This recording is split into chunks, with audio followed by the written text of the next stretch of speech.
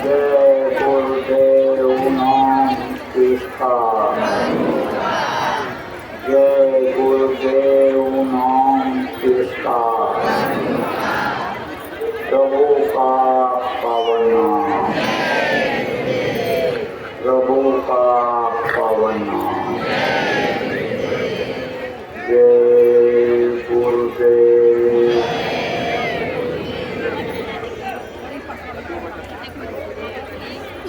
मेरे प्यारे गुरु दाता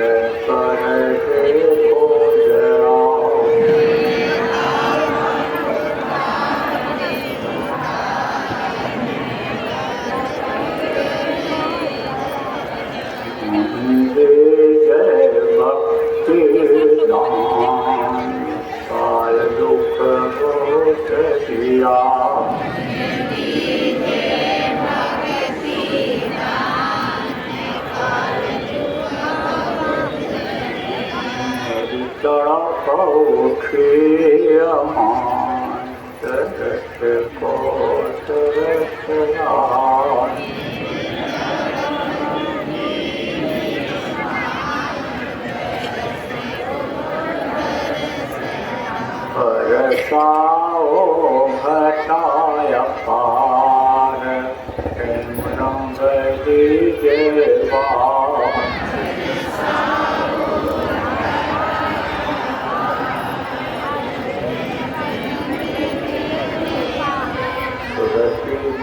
गए अमीर धार होए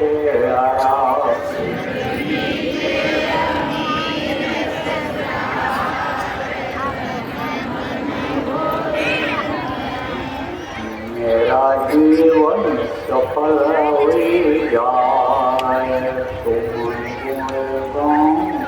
सदा।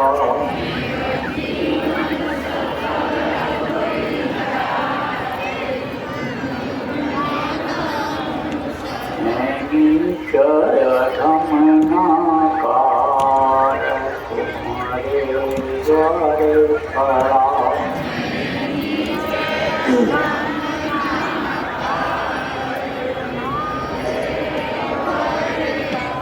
मेरी बिनती सुनो दर प्यार भटे मंगाओ दया।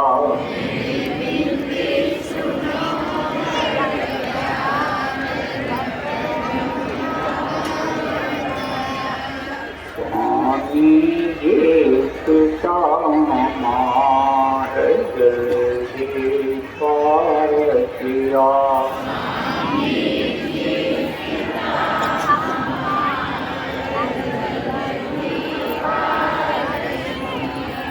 गुरुदेव स्वामी पिता हमारे जल्दी पार करो।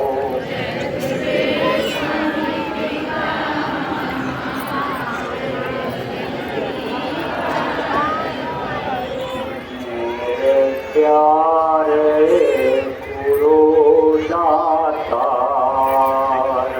मंगता द्वारे खड़ा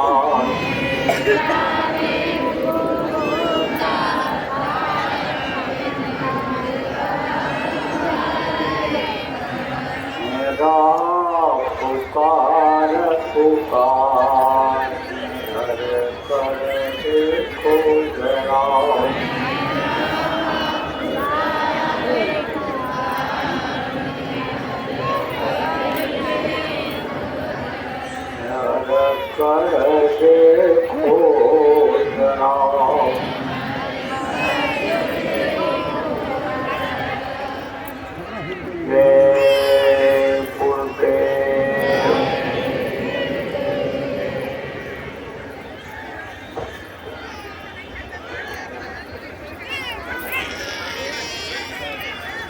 सर्वसमर्थ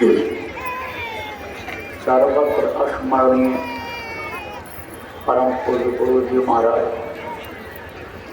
उपस्थित सभी सत्संगी धर्म प्रेमी बच्चे एवं बच्ची, गुरु महाराज अपार दया मेहर हुई और आज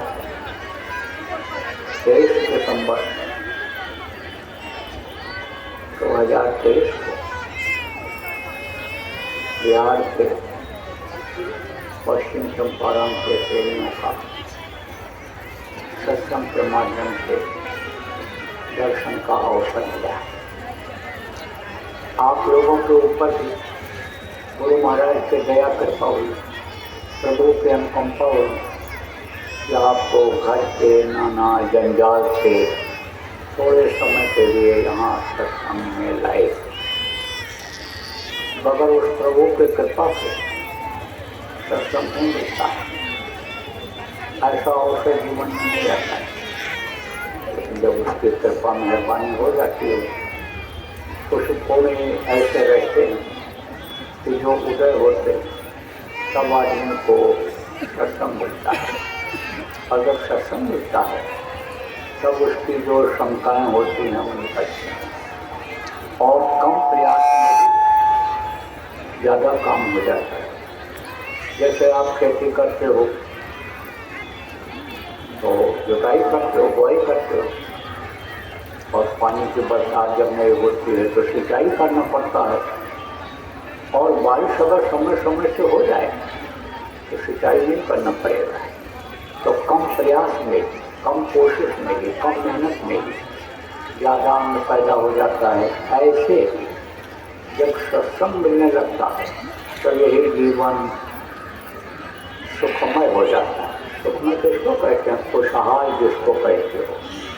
तो बड़े भाग्य पाए सत्संगा, आज बड़े भाग्य से सत्संग मिलता है, और बिना ही प्रयास हुए भव भंगा, बिना कोशिश के भवसागर से पार भी हो जाता है। भवसागर किसको कहते हैं? यही जहाँ आप पड़े हुए हो, यह है भवसागर। इसी में डूबना उतराना पड़ता है। इसी में देखो आदमी मरता है तो जिंदा हो, आदमी मरता है तो दूसरी उम्र में चला जाता है। इसी में देखो खाते हो और फिर पानी समझो खा करके जाते हो सुबह, लेकिन करके मन त्याग करके चले आते हो, फिर भूख लगती है, फिर खाते हो, फिर सोते हो, फिर उठते हो, फिर काम करते हो, फिर सोते हो। यही काम रोज का। इसको क्या कहते हैं? डूबना और चलाना, डूबना और चलाना। दिन भर मेहनत करते हो, थक जाते हो, शाम को आते हो तो जब लेटते हो थोड़ा सा आराम महसूस होता है, तब कहते हो आराम।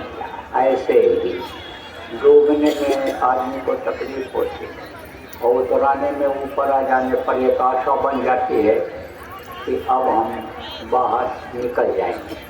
ऐसे बिना ही प्रयास में अनुभव बनता है। यह जो भवसागर है उससे कम कोशिश में ही निकल जाता है। सत्संग बहुत ज़रूरी होता है आदमी के लिए। जैसे छोटे से बच्चे को दूध पीने के लिए माँ की ज़रूरत होती है, ऐसे ही इस वक्त पर मनुष्य के लिए सत्संग की ज़रूरत है। सत्संग जब कोई पावे, महिला ये सब कर जावे, गंदगी सब साफ होती है। कौन सी गंदगी? यह शरीर गंदा हो जाए, इसमें मिट्टी धूल गोबर लग जाए तो पानी से आप धो सकते हो, लेकिन अंतरात्मा कैसे साफ होती है? सत्संग जल से साफ होती है। जब वो बदल जाते हैं, गंदे विचार होते हैं। गंदे विचार किसको कहते हैं? जैसे कोई चोरी करता है, व्यभिचार करता है, मारता काटता है, धोखा देता है, बेईमानी करता है, नीचा दिखाने की कोशिश करता है, तो उसको क्या कहते हैं? इसके विचार गंदे हैं। लेकिन जब सत्संग सुनता है, आवाज़ आ रही, अरे सुनाई पड़ रहा है सबको, अच्छा, तो जब सुनता है, यानी आप ये समझो कि जब सत्संग सुनता है और अच्छे बुरे की पहचान हो जाती है कि अच्छा क्या है, बुरा क्या है, और बुरा का परिणाम क्या होता है। कोई बुरा करता है तो उसकी सज़ा मिलती है। अच्छा करता है तो नेकनामी होती है, वाहवाही होती है। अच्छा करता है तो स्वर्ग वैकुंठ में जाता है, देवी देवताओं का दर्शन हो जाता है। तो अच्छे बुरे की पहचान किससे होती है? सत्संग से होती है। तो आदमी बदल जाता है। इसलिए पहले के समय में बराबर लोग सत्संग सुनते रहते थे, और जब सत्संग सुनते रहते थे तो देखो ये घर स्वर्ग जैसा था, कोई इसमें खींचातानी नहीं थी। आदमी घर छोड़ करके घर के झगड़ा झंझट से भगता नहीं था।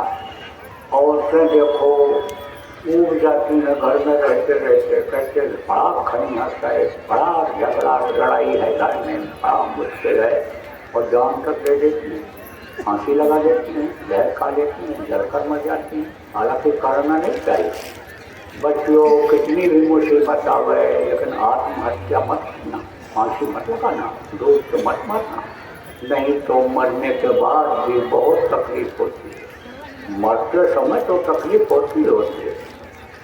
गुस्से में आग लगा दिया, हाथ जब आग लग गई बदन में, जला काया ये, और तो छटपट करता है, भगता है, गिर जाता है तो भी छटपट करता रहता है। जब डूबने लगता है तो भी यानी बड़ी तकलीफ होती है। तो मरते समय भी तकलीफ होती है, और मरने के बाद यही आत्मा प्रेत योनि में चली जाती है।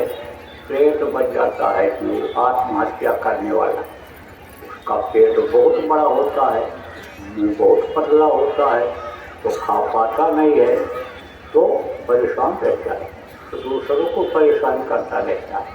तो आत्महत्या तो कभी कोई करना मत। तरीका है, तरीका बताया जाएगा। जब सत्संग बराबर सुनते रहोगे तो सब तरीके मालूम हो जाएंगे। तो अब आते समझो, सत्संग जब लोग सुनते थे तब आज की तरह से घर छोड़कर न भगते थे, न कोई मुकदमेबाजी थी, न कोई अन्य औरत जलकर मरती थी।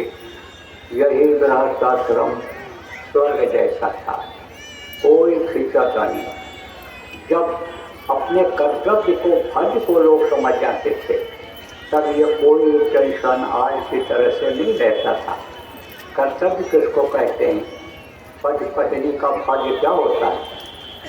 यही होता है कि हाथ पकड़ करके लाओ, मारो पीटो औरत को, सताओ, और अगर और कुछ बोले तो तलाक दे दो। ये कोई धर्म है? ये कोई धर्म है कि पति को नाराज हो गई तो उसको जहर दे दिया, मार दिया? ये कोई धर्म है?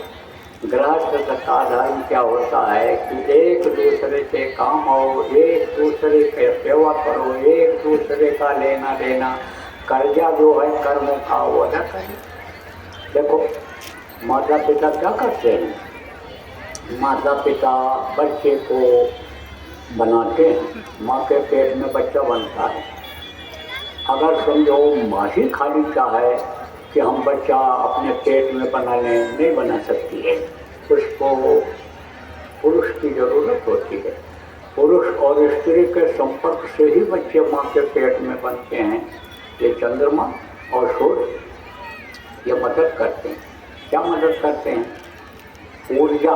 ऊर्जा किसको कहते हैं? शक्ति को। ये शक्ति लाते हैं शरीर में। कुछ लोग बड़े ऊर्जावान होते हैं, कुछ लोग समझो कमज़ोर होते हैं, तो ये सूर्य शक्ति देता है। अब उससे क्या होता है? सूर्य की गर्मी से वीर्य की उत्पत्ति होती है, और इनमें शीतलता चंद्रमा की होती है औरतों में, तो उससे रज की उत्पत्ति होती है। तो रज और वीर्य दोनों मिलते हैं जब, और माँ जो ये हवा पानी देती है, ये जो धरती पर चलती है, धरती तत्व, ये पांचों तत्व जो यहाँ मौजूद हैं, उनसे माँ के पेट में बच्चा बनता है। 9 महीने में तैयार होता है। 6 तरह की शक्तियाँ माँ के पेट में बच्चे को बनाती हैं। तो माता और पिता दोनों के सहयोग से माँ के पेट में तैयार हुए, और माँ ने देखो पैदा होते ही दूध पिलाया। बच्चे को माँ अगर दूध न पिलावे तो बच्चा मर जाए। कुछ नहीं जानता बच्चा। माँ अपना स्तन छोटे बच्चे के मुंह में डाल करके और उसको दूध पीना सिखाती है, टट्टी पेशाब साफ करती है, देखो बच्चों, नौजवानों, तुम ध्यान दो इस बात का कि छोटे बच्चों को ये माताएं अगर बिस्तर पर पेशाब कर दें, भीग जाए तो खुद पेशाब में लेट जाती हैं और बच्चे को सोफे में लेटाती हैं। सोचो कितनी सेवा किया। अब जब उम्र हो गई उनकी, चल फिर नहीं पाने लगे, कुछ कर नहीं पाने लग गए, तब तुमको हम इनको घर से निकाल देंगे, इनको हम गाली गुस्सा देंगे, अभी हमारे किस काम के रह गए। तो यह सबसे बड़ी भूल है। माता पिता को देवता मानना चाहिए। माता पिता, मातृ पितृ देवो भव जिसको कहा गया। देवताओं को तो तुम पूजते हो, मंदिरों में जाते हो, प्रसाद चढ़ा देते हो, फूल चढ़ा देते हो, और माता पिता का कोई ध्यान नहीं देते हो, तो देवता खुश होंगे? कभी नहीं खुश होंगे। यह धर्म समझना चाहिए, बच्चे को धर्म समझना चाहिए।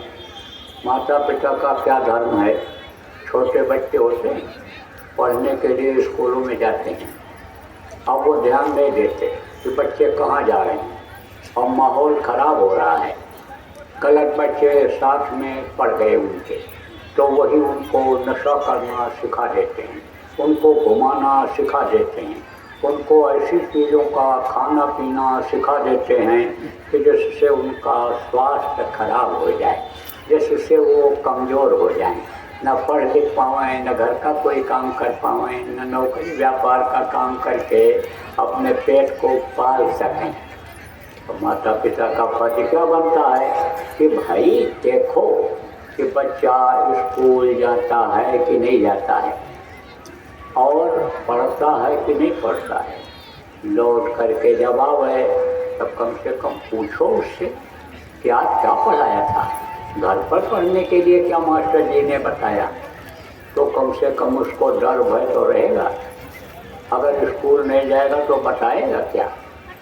और अगर कुछ पूछोगे नहीं, आज़ाद कर दोगे, तो वही बच्चे आज़ादी में बिगड़ जाते हैं। पैसा मांगता है और दुलार में प्यार में आपने रुपया पैसा उसको दे दिया, अब अनाप शनाप इधर उधर खर्च करेगा, और फिर आदत जब खराब हो जाएगी, नहीं दोगे तो वही लड़का गाली गलौज करेगा, मारपीट करेगा। तो कम से कम पूछो तो कि भाई किस लिए तू पैसा मांग रहा है, क्या करेगा। तो माँ को भी पूछना चाहिए, माँ से अगर मांगे, और पिता को भी पूछना चाहिए कि किस लिए तू मांग रहा है। तो खाने पीने के लिए अगर मांग रहा है तो अगर घर में बना सकती हो तो बच्चियों बना कर खिला दो, उसको तारीख दे दो। आज नहीं बन सकता है तो इतवार के दिन छुट्टी रहेगी, इतवार के दिन उसको बना के खिला देंगे, तो उसका मन जब उधर से हट जाएगा तो इतवार के दिन मांगेगा नहीं फिर। और आप तो समझो कि नहीं है तो उचित पैसा मांग रहा है, खर्चा है, तो उसको दे दीजिए। तो ध्यान रखो, माँ बाप जो होते हैं पहले गुरु होते हैं, वही सबसे सब कुछ सिखाते हैं। तो ये जो जितने पिता हो माता हो, ये फर्ज बनता है। देखो बच्चों, अक्सर ये होता है, क्या होता है, सास और बहू का झगड़ा। सास और बहू का झगड़ा मशहूर है। अब पता कैसे चलता है झगड़े का। कोई अगर गांव का आदमी है और उसके घर की औरतें लड़ रही हैं, गाली दे रही हूँ एक दूसरे को, तो लोग कहेंगे बड़ा बदतमीज हैं, इनको अक्ल नहीं है, बताओ इतनी बड़ी बड़ी गाली दे रहे हैं। रोज लड़ती हैं ये सास और बहू, रोज लड़ती हैं सास और बहू। लेकिन आपको नहीं मालूम है कि कोठियों में भी झगड़ा होता है। बंगले में जो रहते हैं, बड़े बड़े मकानों में जो लोग रहते हैं, उनकी भी सास और बहू लड़ती हैं, लेकिन उसका पता दूसरों को नहीं चल पाता है। कारण क्या है? कारण यही है कि वो अंग्रेजी में गाली देती हैं, और अंग्रेजी सब लोग जानते नहीं, अंग्रेजी नहीं जानते, तो क्या पता उनको क्या पता है कि क्या कहती हैं। लेकिन आदमी अगर नाराज होकर के कोई बात बोले, पता चल जाता है, चौड़ी चढ़ी है, आँखें चढ़ी हैं, कुछ बोल रहा है इस टोन में कि नाराजगी है, और प्यार से बात करेगा, मुस्कुरा के करेगा तो पता चल जाएगा खुश है। तो बेहद कैसे खुलता है कोठियों का? वो नौकरानी जो जाती है चौका बर्तन करने, बर्तन धोने, कपड़ा धोने, जो जाती है सफाई करने, उससे पूछो कि तुम्हारे यहाँ मेम साहब और वो जो बहू आई है वो तो बड़े प्रेम से रहते होंगे, बहुत प्यार होगा दोनों में। तब धीरे से बोलती है हमारे समझ में तो कुछ नहीं आ रहा है कि प्यार है उनमें। क्यों क्यों तुम ऐसा कर रही हो? कहती है एक दूसरे को ऐसे देखती हैं जैसे बकरा कसाई को देख रहा हो कि अभी हमको कजा करने वाला है। इस तरह से गहरी नज़र से एक दूसरे को देखती हैं। तो आपको बता दें कि हर घर में झगड़ा है। इस समय शांति बहुत कम लोगों में है। और यहीं आप देखो, अभी कोई चैलेंज करो और हमसे पूछो तो 10, 20, 30 लोगों को मैं बता दूंगा कि इनके घर में रोज़ झगड़ा होता है, रोज़ झगड़ा होता है, तनिक तनिक बात में झगड़ा हो जाता है। अब ऐसा क्यों होता है? सास और बहू क्यों लड़ती हैं? देखो ये शिक्षा वाली बात बता रहा हूँ सब आपको। देखो क्यों लड़ती हैं? इसलिए लड़ती हैं कि सास अपनी चलाना चाहती है और बहू अपनी चलाना चाहती है। सास ये सोचती है कि मैं जैसा कहूँ वैसा ही ये करे और मैं जैसे करती रही ऐसे ही ये करे। तो आप जो सास बैठी हो, आपको ये सोचना चाहिए कि ज़माना बदल गया, वक्त बदल गया। अब कोई चूल्हा फूकना चाहता है, अब कोई कुएं से पानी भरकर लाना चाहता है, अब कोई पैर से ढेकी चलाना चाहता है कि कोई हाथ से चक्की चला के आटा पीसना चाहता है। तो साधन हो गया, सुविधा हो गई, कहीं से भी आप कुटवा के ले आओ, चावल बना के ले आओ और कहीं से आटा पिसवा के ले आओ। पानी का देखो जगह जगह हैंडपम्प लग गया, जगह जगह वाटर सप्लाई हो गई। तो अब जो आप साथ बैठी हो वो अगर ये कहो कि वो चूल्हा फूक गए, तो जब गैस का चूल्हा लेकर अपने मायके से ही आई तो चूल्हा क्यों फूके, पसीना क्यों बहाएगी? तो सेट करना चाहिए, जैसे बहू वैसे सास को माहौल के हिसाब से उसको सेट करना चाहिए और नौकरानी नहीं समझना चाहिए उसको। अरे आप तो बहुत सेवा की हो, आप तो देखो खूब बात सुनी हो, लेकिन वो जो पढ़ लिख करके आई है वो आपकी 2 बात क्यों सुनेगी? वो तो आपसे ज़्यादा काबिल है। आप जिस तरह से घर की गृहस्थी को चलाती रही जब आपकी शादी हुई थी, उससे अच्छा वो चला देगी। तो उसको नौकरानी को समझो, उसको आप अपनी बेटी समझो। सोचो, माताओं जितनी बैठी हो, आप ये सोचो एक बेटी का ब्याह मैंने कर दिया, वो दूसरे के यहाँ चली गई, सेवा कर रही है, उसको मैंने सिखाया पढ़ाया, उसको गुण ढंग मैंने सिखाया और वो गई अब दूसरे के यहाँ सेवा कर रही है। अब ये दूसरे के घर से जो लड़की आई है इसको भी हम सिखा पढ़ा दें, इस घर में रहने के लायक बना दें और इसको अपनी बेटी मान लें। समझ लो कि एक बेटी को दिया, दूसरी बेटी को गोद ले लिया, तो झगड़ा होगा? नहीं होगा। और बहुएं क्या करती हैं? बहुएं जब ये पढ़ी लिखी स्कूलों में कहीं और जब लौट करके घर में आई तो पल्ला ऊपर डालती नहीं, क्योंकि वहाँ तो ये फटा पैंट पहनती रही, चांदिया बनियान पहन करके स्कूलों में जाती रही, ऊंची एड़ी का चप्पल पहनती रही, तो यहाँ पर वो पहनना नहीं चाहती हैं। अरे बच्चियों, जैसा माहौल हो, जैसा जगह हो, उस हिसाब से कर लेना चाहिए। देखो प्रेमियों, यहाँ देखो हल्की ठंडी है और अगर चले जाओ आप उधर शिमला, चले जाओ आप उधर ऊटी, चले जाओ ऊंची जगहों पर, तो वहाँ बर्फ़ गिर रहा है, वहाँ तो बहुत ठंडी है। अब वहाँ आप जाओ तो हम खाली बस स्वेटर पहनेंगे, खाली शर्ट पहनेंगे, तो कहाँ से यानी समझो कि ठंडी से बचत हो पाएगी? तो कहीं स्वेटर पहन लिया जाता है, कहीं कोट पहन लिया जाता है, कहीं ठंडी से बचत के लिए आग जला करके सेक लिया जाता है। तो जैसा माहौल होता है, जैसा घर होता है, उसी हिसाब से बच्चियों सेट किया जाता है। और ये बच्चियों समझो, जो ब्याह करके आई हो या जिनका ब्याह अभी होना बाकी है, आप ये समझो कि एक माँ को छोड़ करके बहुएं तुम आई हो, और समझ लो सास को कि ये मेरी माँ है। माँ का रिश्ता उधर का छूटा और दूसरी माँ ये मुझे मिल गई। अब अगर बहू ये समझने लगेगी कि ये मेरी माँ है और सास ये सोचने लगेगी कि ये मेरी बेटी है, तो झगड़ा चलेगा कि नहीं चलेगा? झगड़ा चल जाता है।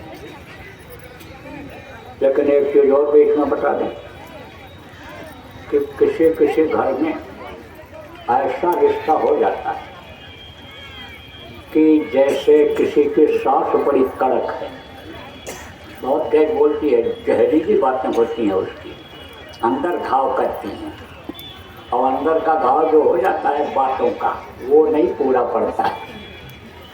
लठ मार दो किसी को, घाव हो जाए तो दवा से ठीक हो जाता है, लेकिन बातों का घाव जल्दी नहीं बढ़ता है।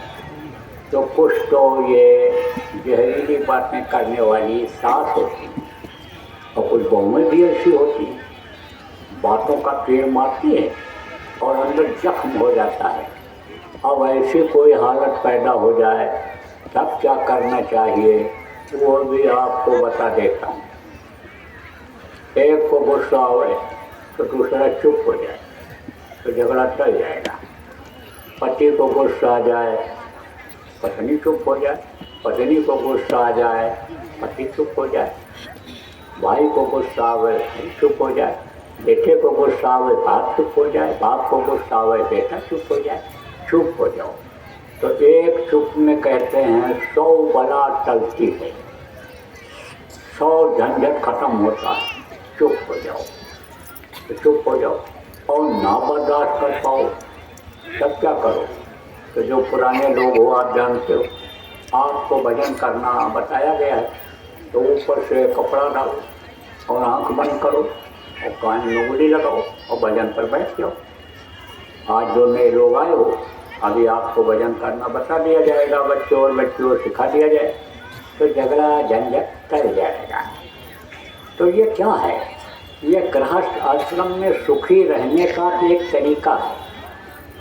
देखो, मेहनत और ईमानदारी की कमाई जब कोई करता है तो उसमें बरकत हो जाती है, बढ़ोतरी हो जाती है। जो अपने भाग्य पर भरोसा कर लेता है, प्रारब्ध पर विश्वास कर लेता है, उस मालिक को जिसको आज लोग भूल रहे हैं, उसको जब याद करता है और ये समझ में आ जाता है कि दुनिया उसी ने बनाया और वही सब कुछ कर रहा है और वही सबको खिला रहा है। अजगर करे न चाकरी, पंछी करे न काम, दास मधु का कही गए, सबके दाता राम, सबको देता है।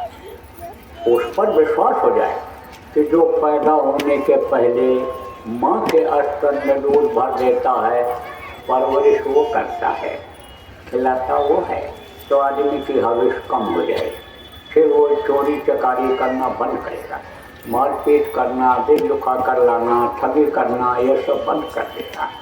उस मालिक पर करो भरोसा, उस पर करो विश्वास। और जो यह मनुष्य का कर्तव्य है गृहस्थ आश्रम का, कि बैठे न खाओ कुछ करो, बैठे न लो किसी का एहसान मत लादो, कर्जा मत लादो कर्मों का, करके खाओ। तो जब मेहनत करके खाओगे तो सुखी रहोगे, बरकत उसमें हो जाएगी। प्रेम आपको बताऊंगा कि देखो, अगर खाने की दिक्कत आपको हो जाए या रोग हो जाए या कोई आपका निंदा अपमान हो जाए और कहा जाए कि भगवान से मैं तुमको मिला दूंगा, तो आपको अच्छा नहीं लगेगा। कैसे, ये भी बता दें आपको। मान लो खाने को नहीं मिल रहा है, भूखे हो 3-4 दिन से, और कह दिया जाए ये देखो भगवान तुम्हारे साथ रहेंगे लेकिन खाने को नहीं मिलेगा, सब कहोगे भगवान से ही कह दो, जो सबके दाता हैं सबको देते हैं, उन्हीं से कह दो आप पहले हमारा पेट भर दें, पेट भर दें। भूखे भजन न होए भुआला, लो भुआल कंठी माला, भूखे में भजन नहीं होगा, इसलिए उनसे कहो पहले हमारा पेट भरे। कर दिया जाए कि तुम्हारी सेवा भगवान करेंगे, तुम्हारे चारपाई पे सराहने बैठे रहेंगे, पंखा झलते रहेंगे, तुम्हारा पैर भी दबा देंगे, सिर में दर्द होगा सिर भी दबा देंगे, लेकिन तुम बीमार पड़े रहोगे, उठ बैठ नहीं सकते हो, चारपाई पर ही पड़े रहोगे तुम, तब कहोगे नहीं ऐसे भगवान को हमको मत दो, भगवान से ही कह दो कि हम स्वस्थ रहें, चलें फिरें, दुनिया का जो भोजन है खाएं वो हजम हो जाए, गर्मी ठंडी भी बर्दाश्त करने की शक्ति हम में आ जाए, और हम बीमार रह करके भगवान को नहीं पाना चाहते हैं। कहा जाए आपका बेइज्जती हो जाएगा, इज्जत आपकी खत्म हो जाएगी, लेकिन भगवान 24 घंटा आपके साथ रहेंगे, तब कहोगे मुझे ऐश करके रहना चाहते हैं, इज्जत के साथ रहना चाहते हैं, दिन रात मेहनत करते हैं कि कमाई हो जाए, घर बन जाए, लड़का पढ़ लिख ले जाए, नाम हो जाए, नाम करे लड़का, अच्छे ओहदे पर चला जाए, अच्छी कमाई करने लग जाए, दिन रात मेहनत करते हैं, इज्जत के लिए घर बनाते हैं, इज्जत के लिए गाड़ी घोड़ा खरीदते हैं, हाथी इज्जत के लिए खरीदते हैं कि लोग कहें ये हाथी नसीन है, तो जब इज्जत नहीं रहेगी तो हम भगवान लेकर क्या करें, तो ये भी जरूरी है, ये भी जरूरी है। तो देखो प्रेमियों, स्वस्थ तो तब रहोगे कि जब थोड़ा कम खाओगे, कम खाओगे, कहते हैं ना कम खाओ और गम खाओ, ये दोनों सूत्र हैं जीने के। कम खाओगे तो हजम हो जाएगा आराम से, ज़्यादा खा लेते हो तो जल्दी नींद नहीं आती है, गला जलने लगता है, कहीं दर्द आने लग गया, 4 बार उठ करके ठंडी में जंगल जाना पड़ता है, लेकिन पेशाब के लिए जाना पड़ता है, तो कम खाओ तो हजम हो जाएगा, और गम खाओ 2 बार बर्दाश्त कर लो तो थाना पुलिस में नहीं जाना पड़ेगा, थाना पुलिस। देखो बुजुर्गों की इज्जत लोग नहीं करते, बुजुर्ग किसको कहते हैं, बुढ़ों को, लड़के नहीं समझते, बहू नहीं समझती, लेकिन बगैर बुजुर्ग के आप समझो घर बढ़िया से चलना बड़ा मुश्किल होता है, क्यों, क्योंकि अनुभव होता है, किस बात का अनुभव, गृहस्थी को चलाने का, जीने का, परिवार वालों को जिलाने का, ठीक से बुद्धों को ही अनुभव होता है, तो बुद्धे यानी समझो कि सब जानते कैसे, आप बता दें आपको। देखो बच्चों, जो पहले क्लियर नहीं हुआ, आप समझो ये मत समझना कि हमारी अनपढ़ सास है, अनपढ़ सास गाढ़े वक्त पर काम आती है। गाढ़ा वक्त किसको कहते हैं, जब कोई जल्दी सहारा नहीं बन पाता है, और प्रसव की पीड़ा होती है, प्रसव पीड़ा किसको कहते हैं, बच्चा पैदा होने का जब दर्द शुरू होता है, तब कितनी भी पढ़ी लिखी लड़की हो, डॉक्टर हो, दूसरे के पेट से बच्चे को निकाल के पैदा करती हो, लेकिन अपना बच्चा पैदा नहीं करा पाती है, नहीं कर पाती, अपना पेट फाड़ के बच्चा निकाल दे, क्या उसके पास कोई उपाय नहीं है कि बच्चा पैदा कर दे, लेकिन वो जो अनपढ़ सास है वो हाथ से इधर उधर से बच्चे को बाहर निकाल देती। ऐसे ही आप समझो कि बुजुर्ग बूढ़े होते हैं, न भी पढ़े लिखे हों, तो उनको गृहस्थी का बड़ा अनुभव होता है। मैं अपनी बात बता रहा हूँ, गुरु महाराज के पास जब मैं गया, आप समझो आज से करीब 50-52 साल पहले की बात है, तो जब मैं गुरु महाराज के पास गया तो वहाँ जो बूढ़े बुजुर्ग लोग सत्संगी थे उन्हीं के पास बैठता था। उन्होंने मुझको 3 बात बताई, कहा था पद पैसा और पर नारी से दूर रहना, इससे बचने की कोशिश करना, तो तुम आगे बढ़ते जाओगे, तुम्हारी तरक्की होती जाएगी। ऐसे ही बुजुर्गों ने कहा है कि अगर 2 बार बर्दाश्त कर लोगे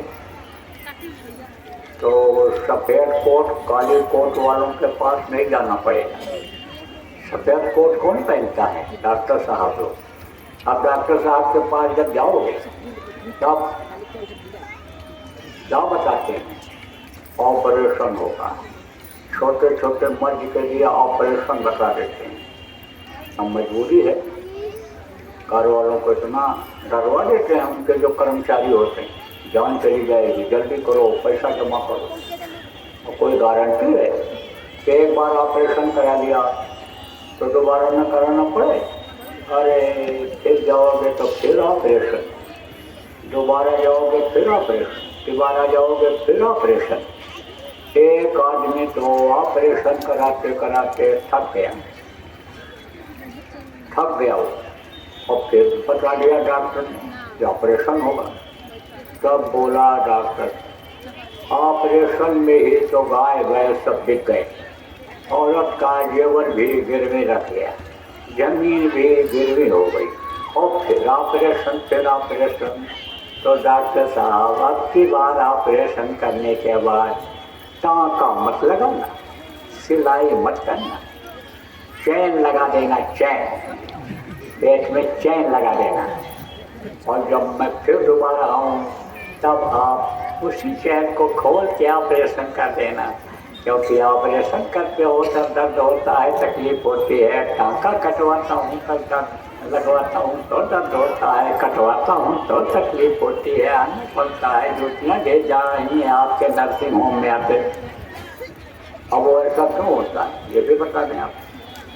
डॉक्टर भी मजबूर है, क्योंकि पढ़ाई लिखाई जब होती है, पैसा जमा करता है तब नाम लिखा जाता है। 50 लाख रुपया, 1 करोड़ रुपया जमा कराते हैं, कहते हैं डोनेशन है, ये डोनेशन है, ये इसको दो, फिर नाम लिखेंगे।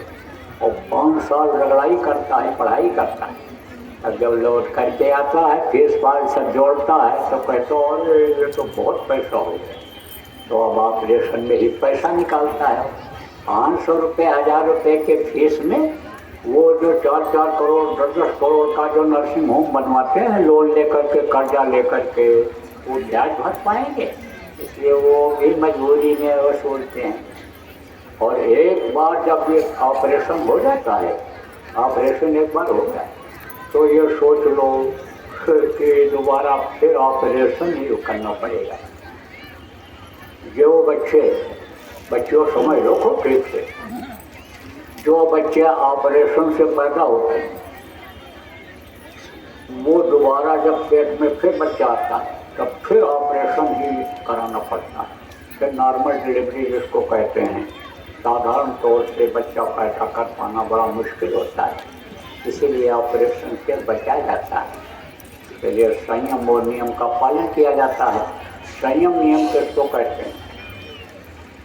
कोई खा पी करके आया हो, अल्लाह के रसगुल्ला रख दो प्लेट में और कह दो खा लीजिए, कहता नहीं भूख नहीं, पेट भरा हुआ, अभी तो दावत खाते ही आए, अरे ले लीजिए ये कार, नहीं भाई इच्छा नहीं है।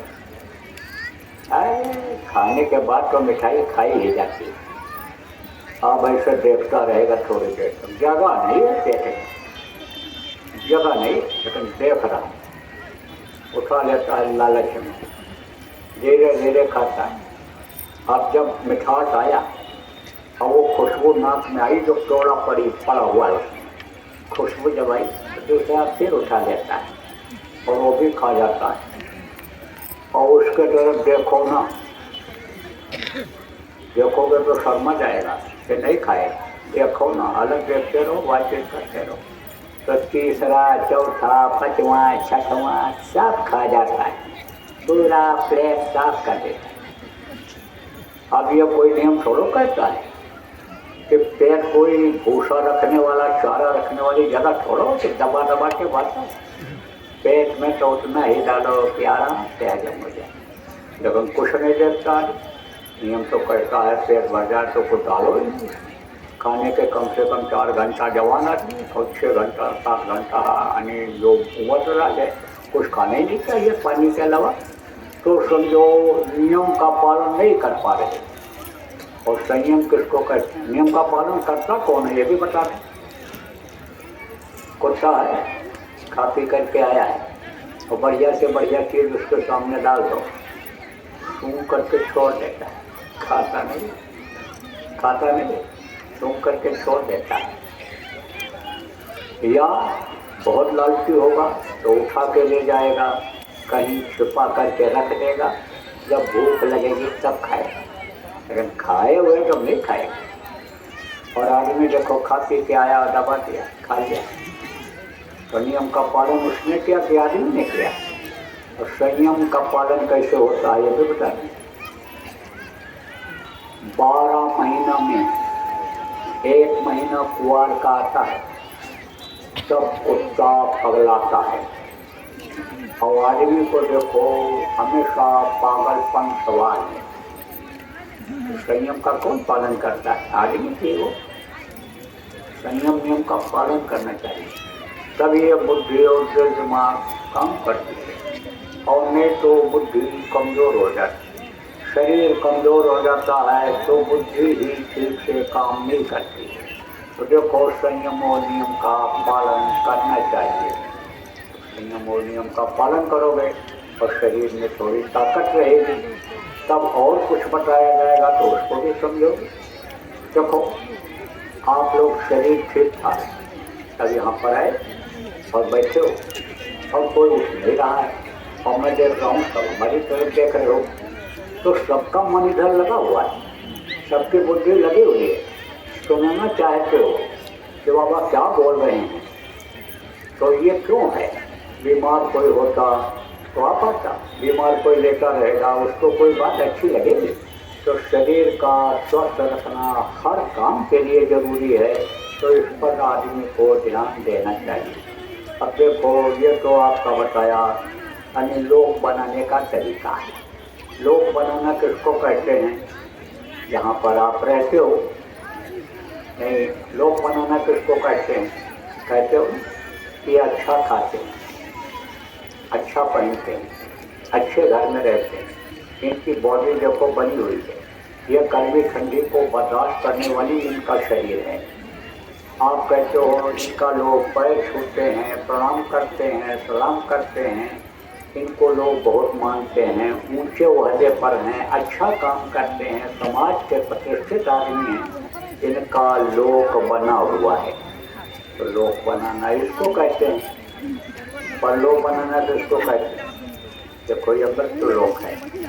मृत्यु लोक किसको कहते हैं? जहाँ कोई भी आदमी हमेशा नहीं रहता, कोई भी जानवर हमेशा नहीं रहता, कोई भी पेड़ पौधा हमेशा नहीं रहता, कोई भी पक्षी हमेशा नहीं रहते। एक दिन उसको खाली करना पड़ता है, जगह को दुनिया से जाना पड़ता है, उसको मृत्यु लोक कहते हैं।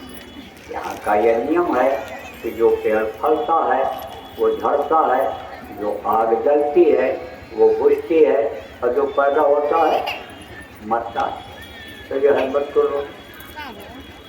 इनको आप इन बाहरी आंखों से देख सकते हो, इतनी दूर तक यहाँ देख सकते हो। आप और दूसरी जगह जाओगे वहाँ देखो, ऊपर अभी हवाई जहाज पर यात्रा करने लग जाओ, वो ऊपर तो और दूर तक दिखाई पड़ेगा। एक देश से दूसरे देश में चले जाओ तो वहाँ आप देखोगे। लेकिन परलोक जिसको कहते हैं, ऊपर के जो लोग हैं वो इन बाहरी आँखों से देखे नहीं जा सकते। तो जब इन आँखों से लोग देख नहीं पाए तो परलोक के बारे में बताया कैसे? कैसे बताया? उसको देखा परलोक। कैसे देखा? अंदर की आँख से।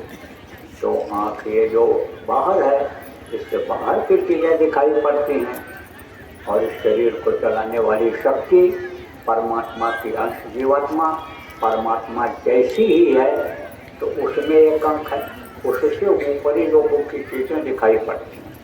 ये सूर्य लोग, चंद्र लोग, और आप ये समझो 33 करोड़ दुर्गा का लोग, 10 करोड़ शंभू का लोग, शिव का लोग, आप ये समझो ब्रह्मा विष्णु का लोग, आद्या इनकी माँ का लोग, और आके समझो इनके पिता ईश्वर का लोक, ब्रह्म का लोक, पार ब्रह्म का लोक, सतलोक, अलग लोक, अगम लोक, अनामी लोक, ये सब किससे दिखाई पड़ते हैं?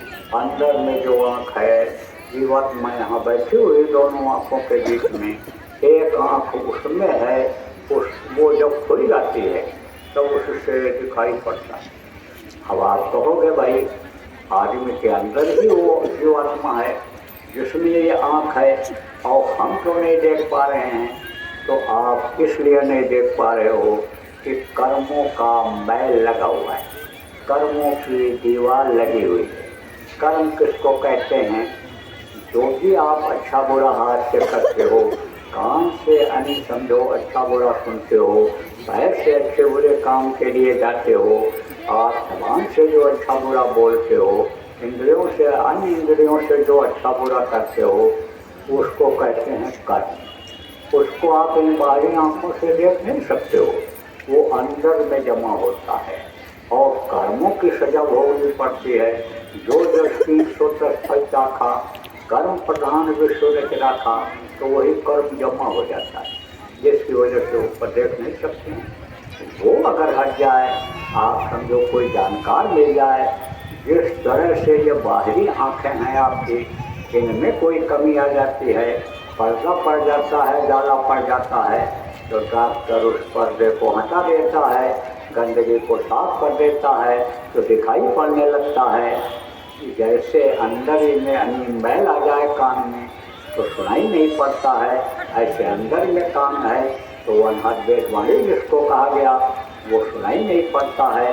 अगर वो मैल कोई हटा दे, अगर अंदर के आँख के ऊपर कर्मों का पर्दा लगा है, उसका कोई डॉक्टर मिल जाए, उसका कोई सदगुरु जैसा वैद्य मिल जाए, सदगुरु वैद्य मिल जाए, तो साफ हो जाता है और सब दिखाई पड़ता है। तो मैं आपको बता रहा कि जिन आँखों से यानी जिन चीज़ों को आँखों से देखते हो, वो सब वस्तु लोक में है। यहाँ का नियम है, चाहे खाली करना पड़े। इसके ऊपर लोक हैं, ब्रह्म लोक, बाद ब्रह्म लोक, जैसा अभी आपको बताया, ये सब लोक हैं। तो उन लोकों में आने जाने का अन्य रास्ता कहाँ है? इन दोनों आँखों के बीच में है, उसी से ऊपर जा सकते हैं। तो दोनों चीज बताई जाती है सत्संग को में। क्या बताया जाता है? लोक बनाने का आपको बता दिया, लोक बनाने का मोटा मोटा मोटी मोटी बात बता दिया। अब जब आश्रमों पर हमारे आने लगोगे आप, उज्जैन में सबसे बड़ा आश्रम है, इसके अलावा भी जगह जगह पर आश्रम है, तो वहाँ पर कार्यक्रम होते रहते हैं, कई दिनों तक चलते हैं, सुबह शाम भी होता है। जैसे अभी देखो नए वर्ष का कार्यक्रम जब से उज्जैन आश्रम बना तब से बराबर वहाँ पर हो रहा है। तो इसी महीने में 31 तारीख को, बल्कि समझो 1 तारीख को 3 दिन समझ लो आप कि वहाँ पर कार्यक्रम हो रहा है। अब जब ऐसे कार्यक्रमों में आओगे तो और ज़्यादा जानकारी आप लोगों को मिल पाएगा। लेकिन मोटी मोटी बात जितना बता दिया, इसी को अगर आप मान लोगे तो आपका ये लोक बनता दिखाई पड़ेगा। आप परलोक बनने किसको कहते हैं? ऊपरी लोकों में जाने लग जाओ, देवी देवताओं का दर्शन करने लग जाओ, स्वर्ग वैकुंठ में जाने लग जाओ, उसके ऊपर के लोकों में जाने लग जाओ और उनकी आवाज़ आपको सुनाई पड़ने लग जाए, तो उसको परलोक बनाना कहते हैं। तो दोनों चीज़ें बताई जाती हैं, लोक बनाना भी बताया जाता है। लोक अगर नहीं बन पावे तो परलोक बनाना बड़ा मुश्किल होता है, तो परलोक बनाने का भी रास्ता बताया जाएगा। देखो, तो मनुष्य शरीर जो आपको मिला है वो श्रमण के लिए मिला है, इसको एक दिन खाली कर देना पड़ेगा। चाहे राजा महाराजा का शरीर हो, चाहे शेख साहूकार का शरीर हो, चाहे पंडित मुल्ला पुजारी का शरीर हो, चाहे साधारण आदमी का शरीर हो, सबको खाली करना पड़ता है। और जब समय पूरा हो जाता है, ये दिन और रात जो है उम्र को काट करके ख़त्म कर दे रहे हैं। जैसे ये ख़त्म कर दें, ये शरीर धड़ाम से गिर जाए। इसको कोई फिर रुपया पैसा खर्च करके जिंदा नहीं कर सकता है। कोई भी दुआ बबूत युक्त उपाय से इसको फिर जिंदा नहीं कर सकता है और इस शरीर में कलर बदबू पैदा हो जाती है। और ये इसी सुंदर सुडोल शरीर को लोग क्या कहने लगते हैं, मिट्टी। इतने आदमी यहाँ बैठे हो, अभी कोई किसी से शरीर के ऊपर हाथ रख करके कहे कि तुम्हारा मिट्टी है, तो अगर जबरदस्त होगा तो गाली देगा, थप्पड़ मारेगा। अब कमजोर होगा तो अंदर अंदर बोलेगा, दिखाई नहीं पड़ता इनको, मोतियाबिंद हो गया आँख में। लोगों को, कुछ लोगों को रात को नहीं दिखाई पड़ता, इसको दिनौंधी हो रही है। बताऊँगी रात को होती है, इसको दिनौंधी हो रही है, दिन में नहीं दिखाई पड़ रहा। बताओ, सुंदर सुडोल शरीर, तेल साबुन लगाता हूँ, बढ़िया दूध मलाई खाता हूँ, पानी बनी रहे, शीशे की तरह से चमकती रहे, और ये इसको मिट्टी कह रहा है। लेकिन पिंजरे से जैसे पंछी उड़ता है, पंछी किसको कहा गया? यही बोलने वाली शक्ति। बोलना आदमी बंद कर दे, कहते हो बेहोश हो गया, और अगर प्राण निकल गए कहते हो मर गया। तो जैसे ये पिंजरा खाली होता है, जैसे 10 प्रकार के प्राण हैं ये निकलते हैं, तैसे इसको लोग मिट्टी कहने लगते हैं। कहते ले जाओ जलाओ, नहीं तो मिट्टी खराब हो जाए। कहाँ ले जाते हैं? ऐसी जगह पर ले जाते हैं जहाँ लिखा रहता है मुक्ति धाम, मोक्ष धाम। मुक्ति धाम, मोक्ष धाम कहाँ लिखा रहता है? शमशान घाट पर, यहाँ मुर्दा जलाए जाते हैं। अब सोचो, आप कोई मुर्दा को वहाँ जलाने के बाद जलाने के लिए ले जाता है, वापस लाता है? नहीं लाता, सोने लाता है। कहता है इनको वापस नहीं ले जाएंगे और सड़ जाएगा, खराब हो जाएगा, 2 दिन लग जाए, लेकिन कहता है इनको हम मुक्ति दिला करके ही आएंगे। तो शरीर की मुक्ति तो हो जाती है, लेकिन शरीर को चलाने वाली शक्ति जिसको जीवात्मा कहा है, उसकी मुक्ति नहीं हो पाती। आपको अभी मैंने बताया कि परमात्मा की है अंश। अंश किसको कहते? बहुत छोटा टुकड़ा अंश कहते। अब ये अंश है क्योंकि, तो उसमें और इसमें अंतर नहीं है, परमात्मा में और इसमें अंतर नहीं है। जैसे लोहे के बहुत छोटे छोटे टुकड़े काट करके फेंक दिए जाए और उन्हीं टुकड़ों को इकट्ठा करके गर्म करके फिर मिला दिया जाए, तो लोहा बन जाएगा? नहीं बन जाएगा। ऐसे ही समझ लो आप। तो हर के छोटा टुकड़ा, चाहे सोने का टुकड़ा छोटा हो, हीरे का टुकड़ा छोटा हो, लेकिन हीरा ही रहेगा, सोना ही रहेगा, कीमती तो रहेगा ही रहेगा। ऐसे ही ये परमात्मा के अंश जीवात्मा। 5 महीना 10 दिन का बच्चा जब माँ के पेट में हो जाता है, तब ये डाल दी जाती है, बहुत छोटी, बाहरी आंखों से आप देख नहीं सकते हो, पूरा टाइम तक रहती है। जब तक आदमी जिंदा रहता है तब तक ये आत्मा रहती है। आत्मा ही इस शरीर को चलाती है। पिंगला पिंगला सुषमना, ये 3 नाड़ियाँ, ये प्रमुख नाड़ियाँ हैं। इसके अलावा शरीर में 72,000 नाड़ियाँ और 72,000 नाड़ियाँ, और वही इसको चलाती हैं शरीर। और 10 प्रकार के प्राण हैं, आप समझो ये शरीर को चलाते हैं। और यहाँ पर चक्र हैं, ये शरीर को चलाते हैं। 6 चक्र हैं, ये शरीर को चलाते हैं। तो जब तक समय रहता है आदमी को जीने का समय दिया गया, कितना समय तक तुम जिंदा रहोगे। सांस मिले हैं खर्च करने के लिए, 24 घंटे में स्वस्थ आदमी का श्वास 21,000 बार खर्च होता है। अब जो जैसा खर्चा करता है उसी हिसाब से उसकी उम्र हो जाती है। लेकिन उम्र सबकी खत्म होती है, श्वास सबके खत्म होते हैं। तो खत्म जब श्वास हो जाते हैं तब ये शरीर की ताकत खत्म हो जाती है। अब ये शरीर मिला किसकी, यदि बताऊँ आपको, ये मिला दोबारा फिर तकलीफ झेलने के लिए ना आना पड़ेगा। कहाँ? यही मृत्यु लोक, जन्मना और मरना न पड़े। क्यों? क्योंकि जन्म मत मरा का दूसरा दुख हुई। कोई भी राजा महाराजा का बच्चा या प्रधानमंत्री राष्ट्रपति का बच्चा हंसता मुस्कुराता हुआ पैदा हुआ? कोई नहीं, सब रोते पैदा हो गए। कोई प्रधानमंत्री राष्ट्रपति राजा महाराजा का लड़का या लड़की सूट बूट पहन करके पैदा हुआ? अरे कोई ताज लगा के, कोई अचकन और सब लोग सलवार पहन करके पैदा हुआ? कोई नहीं, सब नंगे पैदा हुए। और समझ लो रोते हुए पैदा हुए, तो रोते हुए पैदा हुए। और समझो अगर नहीं समझ पाए मनुष्य शरीर पाने का, तो रोते रोते ही जिंदगी खत्म हो जाती है।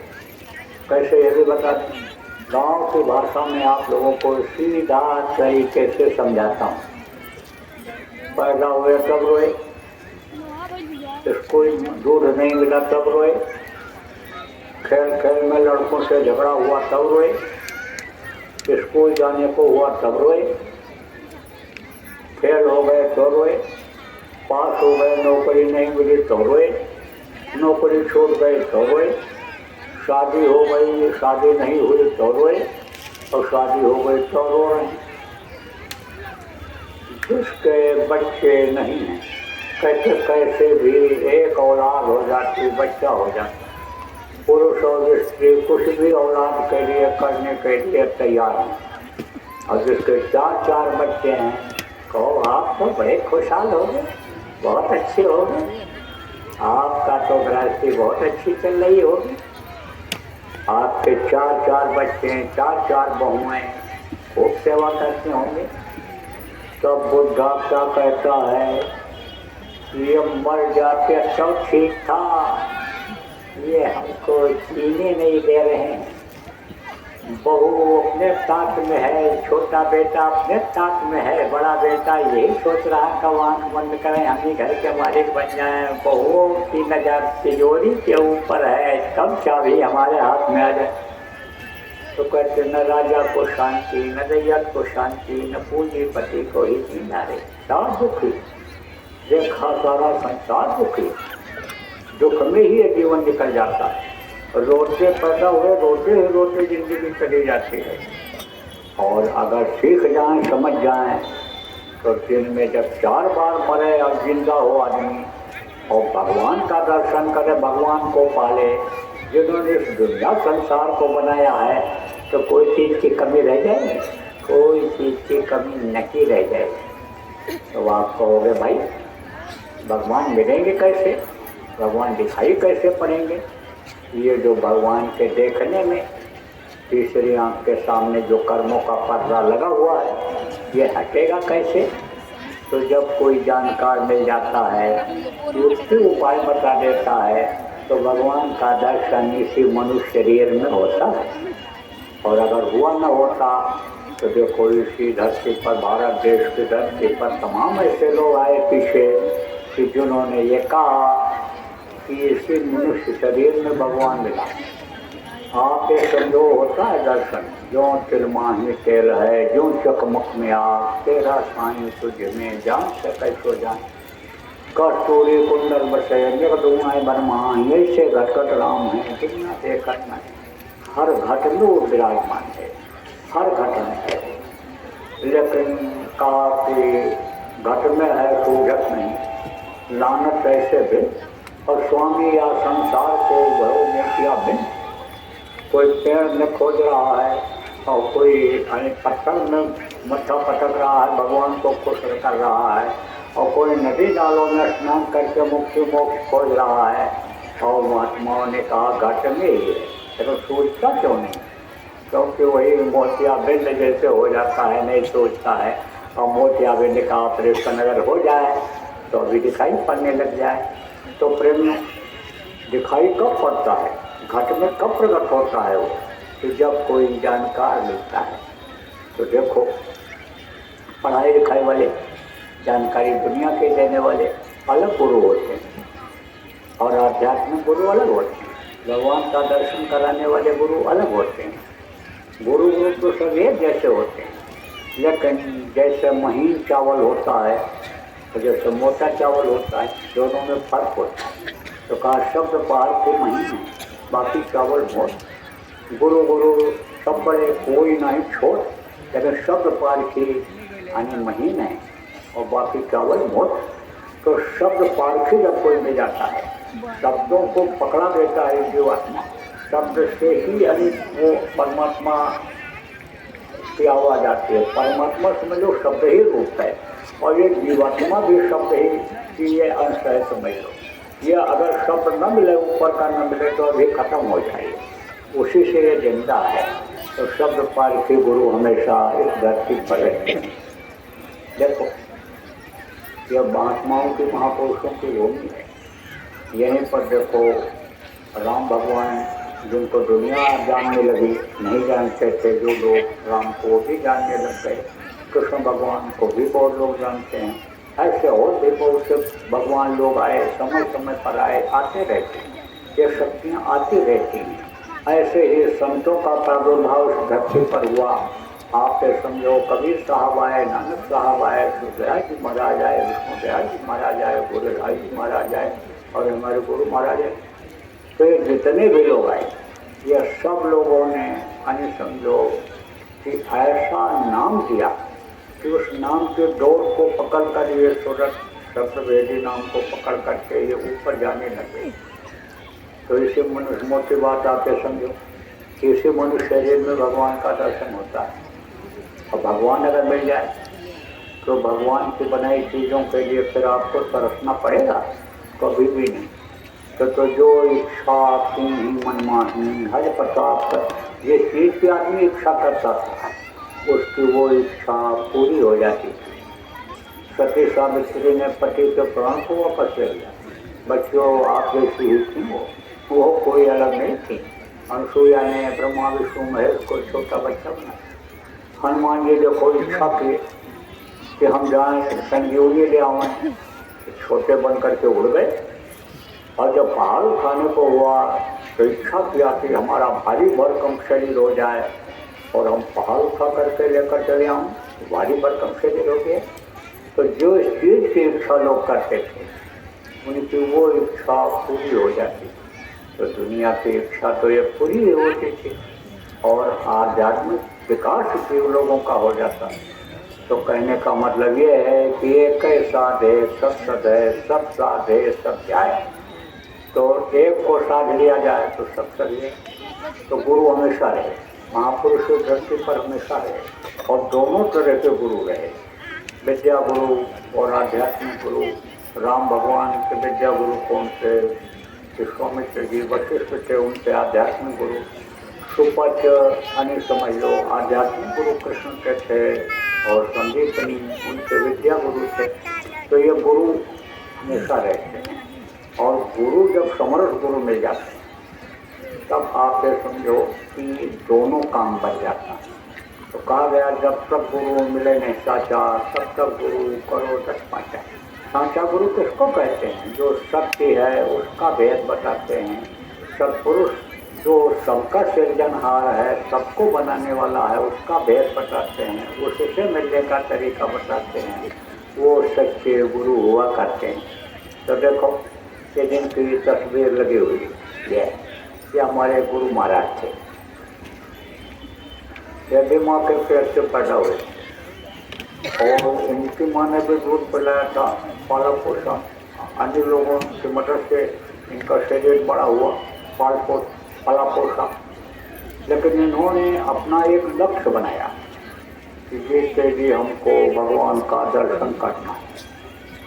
और बहुत मेहनत करके गुरु के पास जब पहुँचे और गुरु ने युक्त उपाय बताया और इनको जब प्रभु का दर्शन हुआ, प्रभु की शक्ति हमारे गुरु महाराज के शरीर में जब आई, तब गुरु महाराज बराबर सत्संग में बताते रहे कि मिलेगा तो इसी मनुष्य शरीर में मिलेगा भगवान, और मिलेगा तो तुमको तुम्हारे घर में बैठे मिल जाएगा।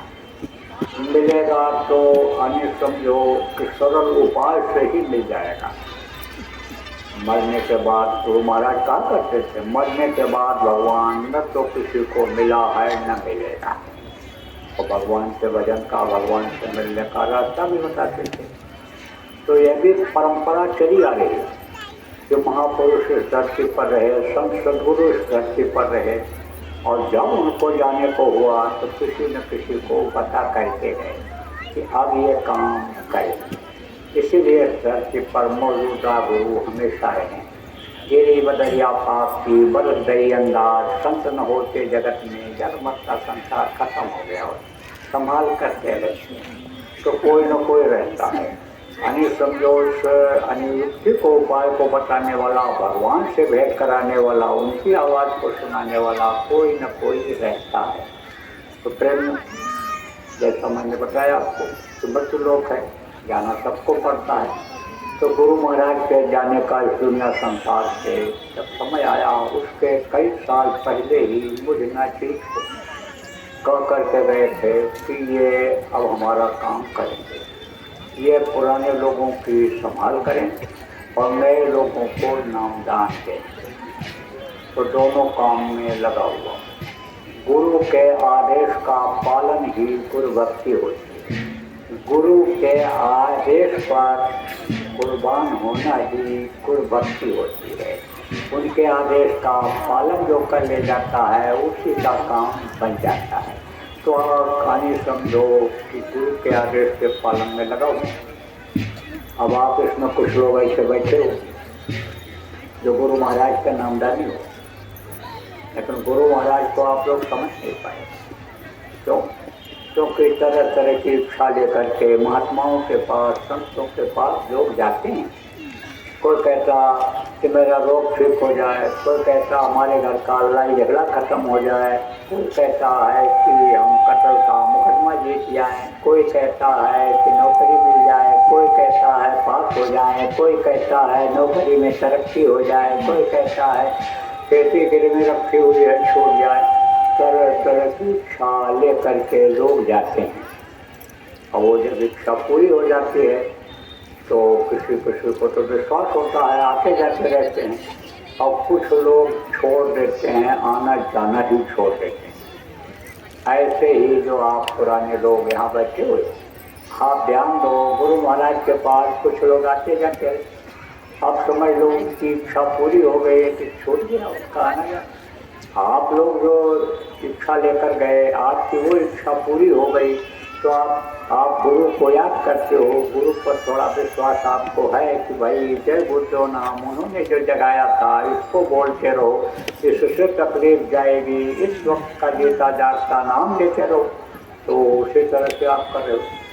लेकिन जो सत्संग सुने और गुरु महाराज की बातों को समझे और आपने समझ करके नामदान लिया, वो लोग आप जो करते हो उन पर गुरु की दया हो रही है।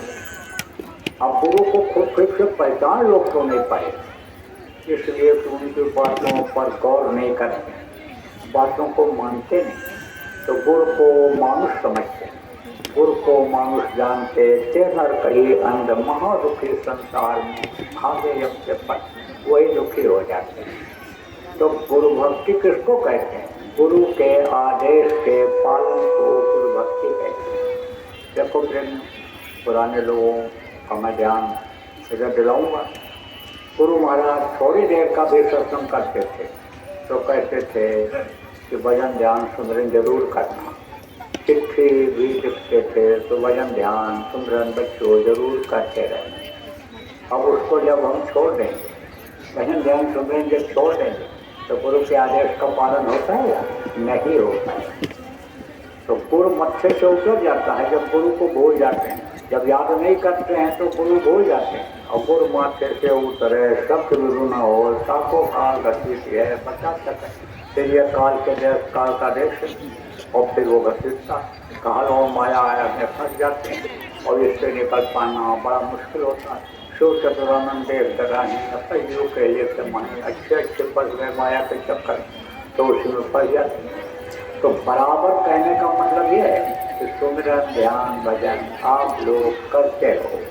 जो नामदानी गुरु महाराज के हो आप बराबर सुमिरन ध्यान भजन करते रहो। बाद के भी जो नामदानी हो आप लोग भी बराबर सुमिरन ध्यान भजन करो। सुमिरन ध्यान भजन में अगर मन न लगे समझ लो कि कर्म आ गए, नहीं बचने दे रहे हैं। तो शरीर से कर्म तीन तरह से आते हैं। कर्म तीन तरह से आते हैं जिसकी सजा भोगनी पड़ती है। शरीर से करने से, मन से सोचने से, और पैसा खर्च करके कर्म खराब करवा दिया कर दिया तो उसका वो कर्म आ जाता है, तीनों भोगना पड़ता है। तीनों, जैसे देखो पैसा हो गया लेकिन शरीर से कमजोर है, बीमारी बनी रहती है, गोली खानी पड़ती है, तब नींद आती है, तो समझो कि शरीर से कमी रहती है। शरीर को भजन में, ध्यान में, सेवा में नहीं लगाया तो वो समझो कि सजा भोगनी पड़ेगी करने के। पैसा बहुत से लोगों के पास नहीं रह जाता, कमी आ जाती है, समझ लो कि उससे यानी कहीं गलती हुई होगी, ऐसी जगह खर्च कर दिया होगा कि जिससे बरकत खत्म हो, लक्ष्मी जिसको कहते हो वो हट गई। बहुत से लोगों को जल्दी नींद नहीं आती है, शरीर भी स्वस्थ है, पैसा भी उनके पास है, लेकिन जल्दी नींद नहीं आती है, वो सोचता रहता है, मन से दिमाग इधर उधर दबाता रहता है, तो वो समझो कि मानसिक यानी समझो कि पाप हुआ है। अब इनको तीनों को लगाया गया सेवा में, और जब तीनों सेवा में लग जाते हैं तब वो कर्म कर तीनों कट जाते हैं। आप कहोगे भाई करते, ये भी बता दें आप कर्म कैसे करते हैं, कैसे काटा जाता है। जैसे देखो बहुत कम समय में और प्रेमियों ने प्रचार किया और आप अपने अपने घरों से निकल करके यहाँ आ गए। अब आप यात्रा किए, पैदल चले, बस से आए, साइकिल चलाए, बाइक चलाए, तो शरीर की सेवा हुई कि नहीं हुई? आपके समझो तेल आपने खर्चा किया, धन भी आपका सेवा में लगा, और मन आप लगाए रहे बाइक चलाते समय, गाड़ी चलाते समय कहीं एक्सीडेंट न हो जाए, कहीं गाड़ी इधर उधर में चली जाए, तो तीनों की सेवा हो गई कि नहीं? आप समझो कि जो भंडारे में रोटी बना रहे हैं, चावल बना रहे हैं, दाल बना रहे हैं, कोई दाल बना रहा है, कोई चावल बना रहा है, और कोई पत्थर ला करके रख दिया, और कोई समझ लो झाड़ू लगा रहा है, शरीर की सेवा हो। कोई जो है ला करके राशन रख दिया, दाल चावल रख दिया, कोई आप समझो साग सब्जी ला दिया, इनकी सेवा हो। कोई यही फिक्र कर रहा है, चिंता कर रहा है कि कोई ऐसा आदमी नहीं हो ना जाए, चला जाए कि जिसको कुछ खाने को न मिल जाए। व्यवस्था ठीक से करा दिया, भाई थोड़ा ही ले लो, चलो ठीक है, कम ही बना हुआ है, ज़्यादा लोग आ गए हो तो प्रसाद ले लो थोड़ा थोड़ा। तो दिमाग जो लगाया था, तो मन से जो सोचता है, तीनों सेवाएं हो जाती हैं। तो आप ये कहोगे कि भाई रोज रोज की तो सेवा ये रहती नहीं है, तो रोज हम कर्म कर डालते हैं, जान अनजान में बुरे कर्म बन जाते हैं, तो वो कैसे नष्ट होंगे? वो रोज की सेवा से नष्ट होते हैं। रोज जो बन जाता है, जान में अनजान में बुरे कर्म बन जाते हैं और रोज नष्ट होते हैं। कैसे? जैसे गुरु महाराज चरणों समझो कि कह करके गए, शाकाहारी लोगों को बनाओ, नशा मुक्त लोगों को बनाओ, सतयुग देखने के लायक लोगों को बनाओ। क्योंकि सतयुग में कोई भी व्यभिचार करने वाला, चोरी डकैती करने वाला, कोई मांस मछली अंडा का खाने वाला, शराब साड़ी अफीम गांजा भांग का खाने पीने वाला नहीं रहेगा। उसके लायक लोगों को बनाओ। अब आप ये काम रोज कर सकते हो, लोगों को समझाते रहो, लोगों को बताते रहो, अपने अपने तौर तरीके से ही चाहे करो। कैसे ये भी बता दें आपको। आप कहीं नौकरी करते हो, वहाँ लोग आते हैं, आप अपने तरीके से उनको समझा दो, कानून को समझा दो। दुकान पर ग्राहक आते, वहीं पर आप उनको बताओ, समझाओ। कोई विद्यार्थी हो, पढ़ते हो, आप वहाँ बच्चों को समझा दो, बच्चियाँ को समझा दो। आस पास में आपके जो रहते हैं खाली हो, उनको आप समझा दो। कोई साधु हो तो साधु का तो बड़ा फर्ज बनता है, कर्तव्य बनता है, आप उनको समझाओ, लोगों को समझाओ, क्योंकि आपको लोग सम्मान देते हैं, इज्जत देते हैं। तो जब समझाओगे तो लोग बदल जाते हैं। देखो किसी में ऐसे लोग मिल जाएंगे आप तो 10-10 कुंटल मछली खाए बैठे, लेकिन जब समझ में आ गया तो छोड़ दिया। पहले तो कहते थे जल तरोई है, जल तरोई है, जल तरोई है, लेकिन जब उनको समझाया गया तो जल तरोई नहीं है, ये गंदगी का जखीरा है, ये कूड़ा करकट गंदगी जहाँ जमा होती है ऐसे समझो कि ये है। कैसे? अब आपको ये भी बता दूं कि तालाब में मछली रहती है, और जिस तालाब में मछली रहती है, जिस नदी में मछली रहती है, उसका पानी बिल्कुल स्वच्छ साफ रहता है। क्यों?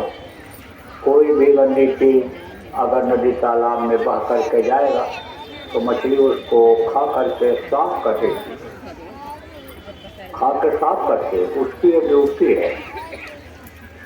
आप समझो, आदमी तो कहेगा भाई हम तो वाटर सप्लाई के लगे बिस्लरी का पानी पी लेंगे, लेकिन जानवरों को भी तो चाहिए ना, उसको कहाँ बिस्लरी बोतल पिला पाओगे, कहाँ से बढ़िया पानी हैंडपम्प का पिला पाओगे इतने जानवरों को जो गांव में घूमते रहते हैं, इधर उधर रहते हैं, कुत्ता बिल्ली सबको कहाँ पिला सकते हो? तो वो पानी जब गंदा रहता है वही भी पीते हैं। तो सफाई के लिए ये मछलियाँ बनाई गई, भगवान ने बनाया। जितनी भी चीज़ें धरती पर बनाया सब भगवान ने बनाया। किसके लिए बनाया? खाने के लिए भी बनाया, लेकिन आहार के लिए बनाया। वही मछली जब मर जाती है और पानी के ऊपर जब तैरती है तब उसको कौन खाता है? गिद्ध और कौवा, यह उनका भोजन है। गिद्ध के सामने बढ़िया रबड़ी मलाई ला करके रसगुल्ला रख दो, 10,000 रुपया किलो भी मिठाई मिलती है, उसको ला कर रख दो, और मछली लाकर मरी हुई रख दो तो मछली खाएगा, रसगुल्ला छोड़ देगा, तुम्हारा काला जाम छोड़ देगा, नहीं खाएगा। ये उसका भोजन। अब आप सोचो कि जैसा खाओ कहा गया अन्न वैसा होए बन, जैसा पियो पानी वैसे हो बन। आप जो पढ़े लिखे लोग हो, आपने सुना होगा या पढ़ा होगा कि भीष्म पितामह जब मरने लगे थे तो बाणों की शैया पर लेटे हुए थे। द्रौपदी ने हंस दिया था। उन्होंने कहा क्यों हंसी द्रौपदी? अरे महाराज ऐसे हंस दिया। अरे नहीं द्रौपदी, तेरे समय में तो राज हुआ करता है, हंस करके तो तूने इतना बड़ा महाभारत करा दिया, वो सोच रही। तो उसने कहा आप इस समय बहुत अच्छी अच्छी बात बता रहे हो, ज्ञान का उपदेश कर रहे हो, लेकिन जब दुशासन हमारी कीर खींच रहा था, हमको नंगा कर रहा था, तब यह ज्ञान आपका कहाँ चला गया था? तब उन्होंने कहा तो द्रौपदी ठीक कह रही, उस समय मैं दुर्योधन पापी काम में खा रहा था, इसलिए मेरी बुद्धि भ्रष्ट हो गई थी। अब आप सोचो कि अन्य के दोष से बुद्धि खराब हो सकती है, तो जब जानवरों का मांस कोई खाएगा तो बुद्धि कहाँ से सही रहेगी? बुद्धि सही तो रही नहीं सकती। आजकल बीमारियां घर रखों बढ़ती चली जा रही हैं, इसी मांसाहार की वजह से। क्योंकि जो चीज खाते हो उसी का खून बनता है, और खून ही ऊपर जाता है, बुद्धि बनती है, उसी से सारे अंग करते हैं। तो वही बेमेल हो गया, तो बुद्धि खराब हो रही है लोगों की। इसीलिए इतना लड़ाई झगड़ा, इतना बीमारी, इतना टेंशन, यह सब बातें इसी वजह से हैं। तो कहने का मतलब यह है कि रोज कौवा का भोजन जब आदमी खाएगा, मछली जब आदमी खाएगा, तो बुद्धि सही रहेगी। इसलिए अब आज से नहीं, अब घर में आना नहीं चाहिए। कबीर साहब ने कहा तिल भर मच्छी खाए कर, खो दिगो करो दान, और काशी करो त्रय मरो सब नत्य दान। नत्य नहीं हो सकते हो आप, कोट गो दान कर दो, लेकिन नर्क से नहीं पढ़ सकते हो, और सिर भर भी मछली खाए।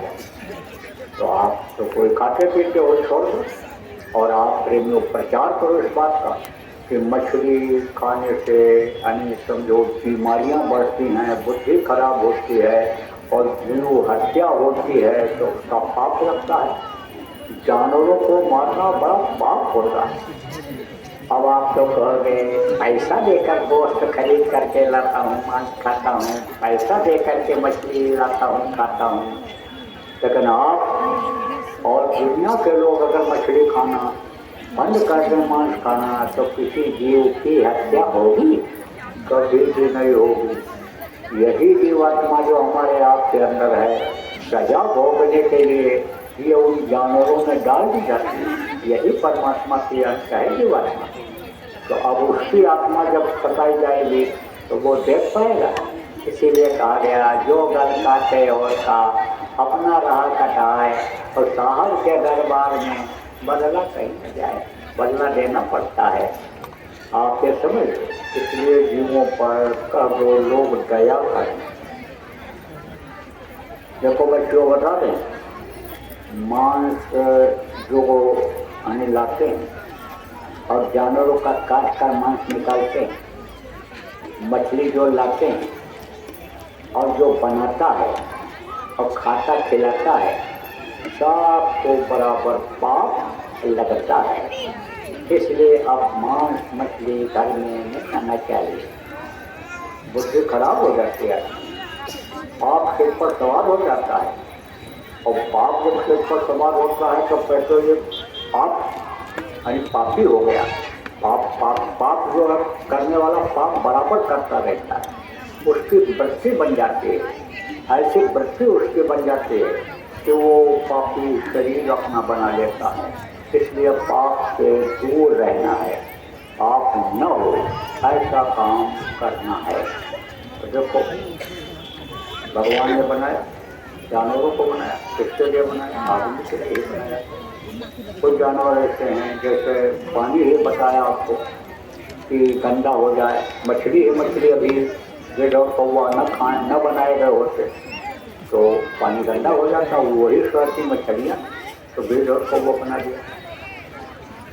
देखो अब तो लैट्रिनें बन गई जगह जगह, लेकिन जब नहीं थी तो गांव के बाहर लोग जाते थे और सुबह जब लैट्रिन करके चले आते, चर्ची मैदान करके चले आते थे, तब वो लंबी मुँह वाली सूकरी, एक सूकरी 16-16, 18-18 बच्चा पैदा करती। तो जब लोग सुबह सुबह करके चले आते थे आदमी, और तब वो सूकरी अपना पूरा परिवार ले जाकर और सब खाते चाट के चली जाती थी।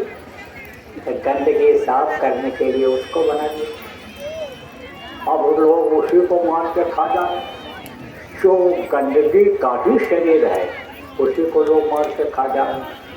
तो अब आप ये समझो प्रेमियों बुद्धि कहाँ से चाहिए? तो इनसे थोड़ा दूर हटने की जरूरत है, बताने की जरूरत है सब लोगों को कि भाई भगवान ने अलग अलग बनाया है शरीर।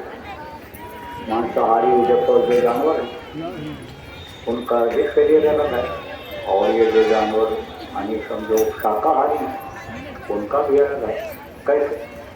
मनुष्य भी शाकाहारी है, बता दें बात। मनुष्य की आँखें देखो लंबी होती, और शाकाहारी जानवरों की भी आँखें लंबी होती, जैसे गाय बैल भैंस, और ये खींच कर पानी पीते हैं। और जो शाकाहारी मनुष्य है वो भी खींच कर पानी पीता है। और ये जो जानवर हैं, शेर, चीता, कुत्ता, ये मांसाहारी, तो इनकी आँखें गोल होती और चमकीली होती। रात को अंधेरे में बैठे रहें तो दिख जाते हैं, और रात को इनको दूर तक दिखाई पड़ता है। और मांसाहारी जानवरों के बच्चे पैदा होने के 3-4 दिन बाद आँख खोलते हैं, और मनुष्य का बच्चा उसी समय आँख खोल देता है, मुँह भी खोल देता है, रोता है कहाँ कहाँ पहुँच गए। उनके बच्चों की भी कभी मुँह थोड़ा देर में खुलता है, तभी वो देखो कुत्ता का बच्चा देर में फूकता है, आवाज़ साफ नहीं बोल सकता है वो। तो समझो आपकी चाट चाट करके उसको उसका मुंह और वो सब करके दूध पीना सिखाती है। ये जो होते हैं मांसाहारी, उनके 2 दांत बाहर निकले हुए होते हैं, और बाकी जो दांत होते हैं वो भी नुकीले होते हैं, वो नोच करके मांस को खाते हैं, उनके जबड़ा नहीं होता है। एक बार उनका दांत जमता है और फिर गिरता नहीं, निकलता नहीं। मनुष्य के बच्चे का दांत एक बार जमा और फिर गिर जाता है, फिर दोबारा जमता है। और बता दें आप, वो मुंह बंद करके ऐसे जैसे आप खाते हो ऐसे नहीं खा सकते हैं, वो तो ऐसे नोचते हैं और मुंह को खोलते हैं और फिर ऐसे बंद करते हैं, फिर खोलते बस निकल जाते हैं, ऐसे नोच करते चप चप चप करते। और बता दें आपको पहचान, पानी कम पीते हैं, आदमी पानी ज़्यादा पीता है और पानी की जब कमी हो जाती है कहीं मिलता ही नहीं, भटकते रहते हैं पानी की तलाश में जहाँ पानी की कमी है। तब वो क्या करते हैं, मांसाहारी जाते हैं या हवा में जो नमी रहती है, पानी की मात्रा है, उसको ऐसे जीभ निकाल करके और ऐसे लेके ऐसे अंदर फिर जीभ कर जाते हैं, ऐसे ऐसे निकालते रहते हैं, तो उससे वो जिंदा रह जाते हैं कुछ समय।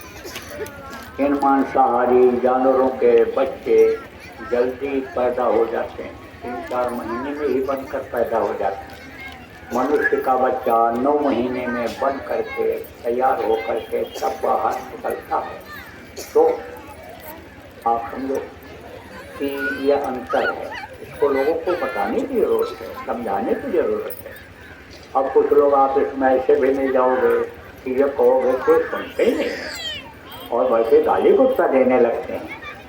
अरे तो जिस चीज़ में गंदगी भरी गई उसमें से क्या निकलेगा?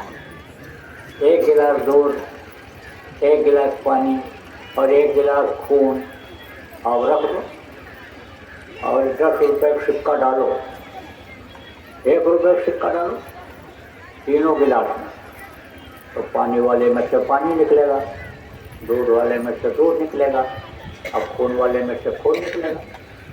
तो उनके अंदर जब गंदगी भरी है तो वो कोई श्लोक पढ़ेंगे कि चौपाई पढ़ेंगे कि भगवान का नाम लेंगे? वो तो गाली गलौज करेंगे। लेकिन आप अगर कहोगे नहीं, बताओगे नहीं, समझाओगे नहीं, तो वो गंदगी निकलेगी कैसे?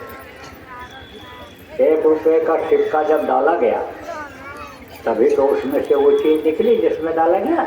ऐसे ही समझो, बताओ, बराबर कहते रहो, समझाते रहो प्रेमियों। करत करत अभ्यास से जन्मत हो सुजान, ये सभी आवत जात से सिल पर निशान कहा गया। करते कहते कहते लोग बदल जाते हैं, कहते कहते प्रेमियों को बताया गया भाई प्रभात फेरी निकालो, सुबह सुबह जाओ, बताया हो। प्रभात फेरी में लोग जाने लगे अपने अपने गांव में, कस्बों में जाने लग गए, सुबह सुबह। बहुत से लोगों को फायदा भी हुआ, बताया, हमें से बताया, घुटने में दर्द खत्म हो गया। किसी ने कहा गैस फैस सब रफू चक्कर हो गया जब से प्रभात फेरी में जाने लगे।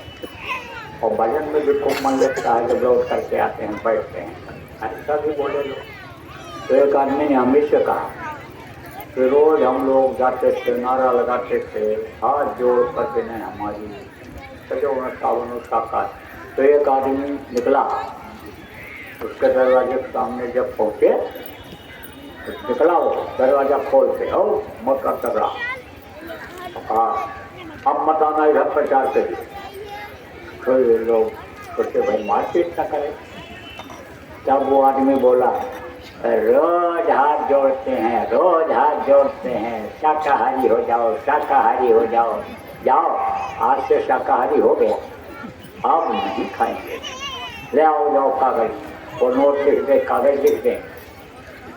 फिर बोला बाबा लोग अब इधर आने की जरूरत नहीं, अब जाओ दूसरी जगह प्रचार करो, शाकाहारी हो गया हुआ। ऐसे सुनते सुनते आदमी बदल जाता है। कितने लोग बदल गए, ऐसे वो लोग भी बदल जाएंगे। और आप भी जब संकल्प बना लोगे कि अब आज से नहीं खाएंगे, आज से कोई गंदी चीज़ नहीं खाएंगे, जिससे बुद्धि खराब हो, कोई मुर्दा मांस पेट के अंदर नहीं डालेंगे, या मानो मंदिर है, मानो मंदिर गंदा नहीं करेंगे, जब यह संकल्प बना लोगे तो छूट जाए। बताने की जरूरत है कि अपराध क्यों हो रहा है, यह भ्रष्टाचार क्यों बढ़ता चला जा रहा है, यह नशे की वजह से बढ़ रहा है। शराब आपके यहाँ देखो बिहार में बंद तो हो गया, लेकिन अंदर अंदर चालू है, अंदर अंदर चल रहा है। तो समझो कि जब एकदम बंद होगा तब समझो कमी आएगी। एकदम से समझो बुद्धि तभी सही होगी कि जब ये नशे की चीज़ों का खाना पीना जो बंद करे। शराब तो बंद हो गया, ताड़ी अफीम कोई मान लो पी रहा है तो उसमें भी तो नशा है, भांग खा रहा हो, गांजा पी रहा हो तो उसमें भी तो नशा है। तो नशे में कहीं किसी चीज़ की पहचान हो पाती है? नशे में औरत आदमी को मार देती है, आदमी औरत को मार देता, अपने बेटे को मार देता है, नशे में पता ही नहीं चलता। आदमी ने औरत को मार दिया और नशा जब उतरा तब से जब करके रो रहा है, ये मैंने क्या किया, ये मैंने क्या किया, कितनी बड़ी गलती किया, और उससे हाथ धो बचते तो अब पछताए हो क्या। जब चिड़िया चुप गई थे, हम मार डाला जब तुमने तो उसको फिर वापस ला पाओगे? उसको जब गला काट दिया तुमने तो उसको जोड़ पाओगे? ऐसे ही समझ लो ये विनाश का सब कारण बन रहा है। ऐसे नशे का सेवन नहीं करना। आप तो बच्चे बच्चे आए हो, आप नशे सेवन मत और इन चीज़ों को मत खाना पीना। आपको देखो बताऊंगा दूसरा आदेश का पालन, देखो ये तो संभाल करने वाली बात बताई, दूसरे आदेश का पालन आपका मतलब समझो कि मैं करूँगा। तो गुरु महाराज ने कहा था कि नए लोगों को नामदान, तो आपको नामदान दूंगा। अब सब लोग जो इसमें इतने लोग आप बैठे हो भारी संख्या में, सब लोग अभी नाम के बारे में नहीं जानते हो। आप तो धर्म का संदेश सुनने के लिए चले आए होंगे। ये बेचारे जो आपको बुला के लाए होंगे नामदान दिलाने के लिए, ये भी आपको नाम के बारे में ठीक से नहीं समझा पाए होंगे। अब मैं आपको मोटी मोटी बात नाम के बारे में बता देता हूँ। देखो प्रेम, नाम दो तरह का होता है, एक मुँह से लेने वाला नाम होता है और एक जो है आवाज़ होता है नाम, वो सुनाई पड़ता है वो नाम, तो वो ध्वन्यात्मक नाम होता है। और जब मुँह से लेने वाला वर्णात्मक नाम होता है। तो जब जब महापुरुष धरती पर आते हैं तो वो एक नाम को जगाते हैं। जैसे राम भगवान ने राम नाम जगाया, राम राम, तो जहाँ बोले तो मदद हुई। पत्थर पर राम राम लिख करके समुद्र में डाला गया और पत्थर कहने लगे थे, पुल बन गया था और उसके ऊपर से बंदर सेना जा करके रावण पर हमला किया था।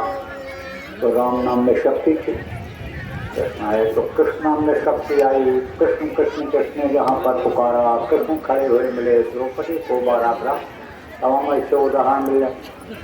कृष्ण और द्वापर के बाद कलयुग आया, कलयुग में भी समझाए तो नाम को जगाए। इससे कबीर साहब का साहब नाम जगाए थे। गुरु के जलवा को अंतर में जब देखा इसने नानक का तो उछल पड़े, वह गुरु वह गुरु वह गुरु, वारे मेरे गुरु वारे मेरे गुरु वारे मेरे गुरु। क्या जलवा है आपका अंतर? गुरु की पहचान बाहर से होती है, गुरु की पहचान तो मनुष्य शरीर में नहीं हो पाती, अंतर से हो। तो जब उन्होंने बताया, उनके गुरु ने ध्यान लगाने के लिए आँख बंद किया, ध्यान लगाया और ऊपर गए ऊपरी लोगों ने तब देखा, तब उनको विश्वास हुआ। तो वह गुरु वह गुरु वह गुरु बोलने लगे। रानी इंदुमती कबीर साहब की शिष्या थी, तो नामदान दिया और भजन करने लगे, ध्यान लगाने लगे। और जब ध्यान लगाया और जब पहुंची वहाँ सचखंड में तो देखा कि कबीर साहब बच्चे और वही चला गए, सब कुछ यही कर रहे। तब बोली, आप हमको मृत्युलोक में बता दिए होते कि मैं ही सब कुछ करने वाला हूँ, मैं ही करता रहता हूँ, तो हमको इतनी मेहनत क्यों करनी पड़ती? तब उन्होंने कहा तुझको विश्वास न होता। तू कहती है मनुष्य शरीर में कहाँ से इतनी शक्ति हो सकती है, इसलिए तुझको मैंने उपाय बताया, रास्ता बताया और रास्ते पर चलाया और ला करके यहाँ मंजिल में ये जलवा तुझको मैंने दिखाया। बोल तेरी मदद किया कि नहीं किया? सब चरणों पर गिर पड़ी, बोली आपके मदद के बगैर तो मैं एक कदम आगे बढ़ ही नहीं सकती थी। कदम कदम पर आपने मेरी मदद किया। इंद्रिय शरीर छोड़ने के बाद ही से माया का प्रकोप शुरू हो गया था। आने बुद्धि लोग दिखावे जाए, कल मैं चल कर जाओ कभी आचर मार बुझाए सब महात्माओं ने, संतों ने, गोस्वामी जी महाराज ने सब लिखकर हम डाल दिया। ये तो इसलिए सुना रहा हूँ, उदाहरण दे रहा हूँ कि आपको किसी तरह से विश्वास तो हो जाए बातों पर और आप करने तो लग जाओ, इसलिए समझा रहा हूँ आपको। तो कहा इंदुमती ने कि आपने तो कदम कदम पर मदद किया, लेकिन आपकी एक बात मैंने याद रखी कि गुरु माथे पर राखी चलिए आज्ञा मान। कबीर दास का 3 लोक बनाए, आपको मैंने अपने मस्तक से उतरने नहीं दिया, हमेशा आपको मस्तक पर सवार रखी, सामने ही रखा, आपको बराबर मैं देखती रही, बराबर आपका ध्यान करती रही, आपको बराबर याद करती रही, ये चीज़ मैं नहीं बोली। तो वह है गुरु नाम। गुरु का जलवा जब देखा नानक साहब तो उसमें ताकत आई, जोड़ दिया उन्होंने नाम को। राधा स्वामी नाम से गया जी महाराज ने जगाया, और ये गुरु महाराज जिनकी तस्वीर है, ये गुरु महाराज की हमारी तस्वीर, इन्होंने जय गुरुदेव नाम को जगाया। और जय गुरुदेव नाम में प्रेमियों अभी ताकत है, शक्ति है। गुरु महाराज जगाने वाले तो चले गए दुनिया संसार, लेकिन जय गुरुदेव नाम में अभी शक्ति है। क्यों? क्योंकि गुरु महाराज के द्वारा ये जगाया हुआ नाम। जगाते कैसे हैं? आपको ये नहीं पता है कि आप कहाँ से जुड़े हुए हो, वो परमात्मा से जुड़े हुए हो। कैसे जुड़े हुए? बहुत पतले तार के द्वारा, और वही तार जब कट जाता है सदान से शरीर गिर जाता है, प्राण निकल जाते हैं, और जब प्राण निकल जाते हैं तब सब लोग यही कहते हैं सुंदर देह पड़ी रही। निकल गए जब प्राण, सब कोई यूँ कहते हैं अब ले जाओ मसान, शमशान घाट ले जाओ। तो तार के द्वारा जुड़े हुए। ऐसे ही जो जानकार होते हैं, वक्त के गुरु जो नाम को लोगों की रक्षा के लिए, काम के लिए अपने जगाते हैं, उसको उस प्रभु से जोड़ देते हैं, और उस नाम से जब उसको पुकारते हैं तब वो मदद करता है। इसीलिए कहा गया भाई, वक्त के डॉक्टर, वक्त के मास्टर, वक्त के गुरु और वक्त के नाम की जरूरत होती है। तो ये वक्त का नाम है, जय गुरुदेव नाम, ये वक्त का, समय का जीता हुआ जात का नाम है। इससे आपकी तकलीफें दूर हों, आप मुसीबत में रहोगे, जय गुरुदेव नाम बोलोगे तो आपकी रक्षा होगी, जान माल की आपकी रक्षा होगी। आप जो भी दुखी हो, परिवार वाले जितने भी बैठे हो, सब लोग जब जय गुरुदेव नाम की ध्वनि सुबह शाम बोलने लगोगे 1 घंटा, पूरे परिवार को इकट्ठा करके, तो तकलीफें इससे आपकी जाएंगे। लेकिन आत्मा का कल्याण का दूसरा नाम कि जिससे ये अपने घर, अपने मालिक के पास पहुंच जाए, जन्म मरण से छुटकारा मिल जाए, वो नाम 5 है। अब जिसका नाम है उसी का रूप है, उसी का स्थान है, उसी की आवाज़ है। जैसे आपका नाम है और आपका रूप एक चेहरा है, और आप कहीं रहते हो, आपका स्थान है, ऐसे ये 5 धनी हैं। इनका नाम है, इनका रूप है, इनका स्थान है, इनकी आवाज़ है। वो मैं अभी आपको बताऊंगा।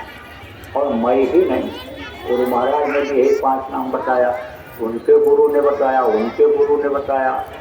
जब से संतों का प्रादुर्भाव धरती पर हुआ, तब से यही 5 नाम चलता चला आ रहा है।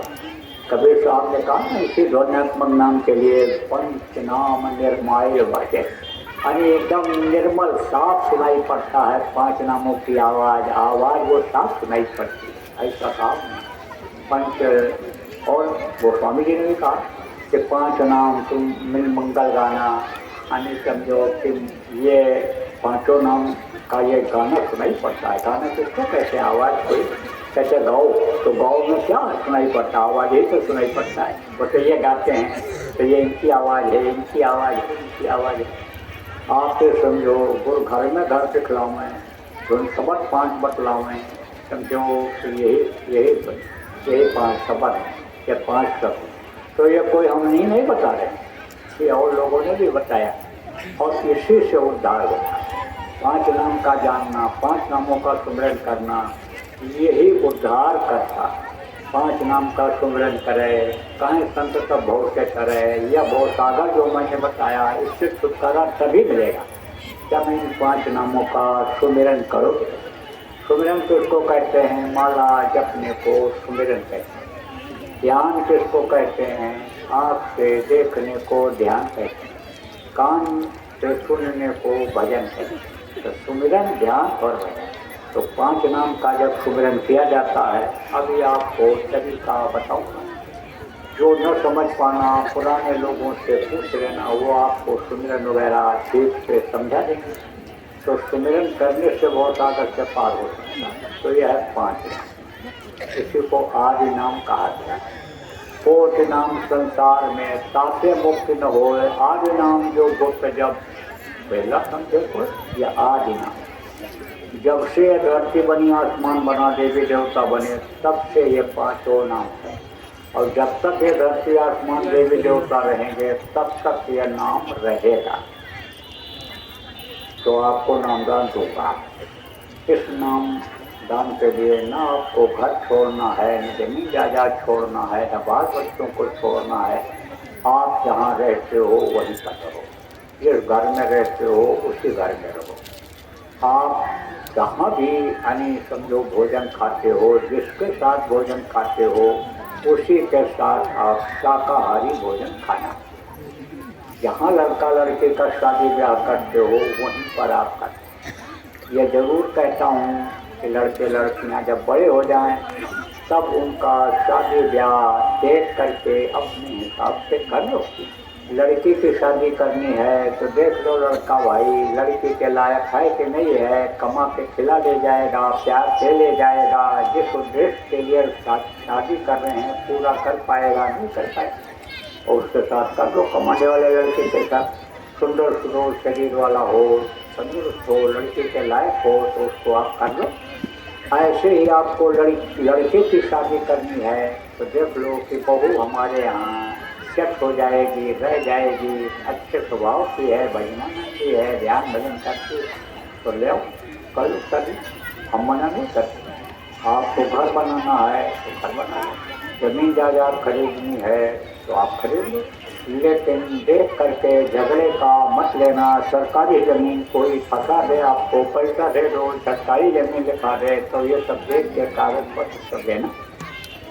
आप समझो प्रेमियों कि कोई भी व्यापार से मना नहीं किया जा रहा है, लेकिन आप जब सीख लो धंधे को, काम को, तब करोगे तो नुकसान नहीं होगा। आप कोशिश ये करो लोन न देना पड़े, कर्जा न देना पड़े, कमाई का ही थोड़े पैमाने से धंधा शुरू हो और कमाते जाओ, लगाते जाओ, बढ़ाते जाओ उसी को। यह सब आपको बता रहा हूँ। कोई भी लालच में मत पड़ना।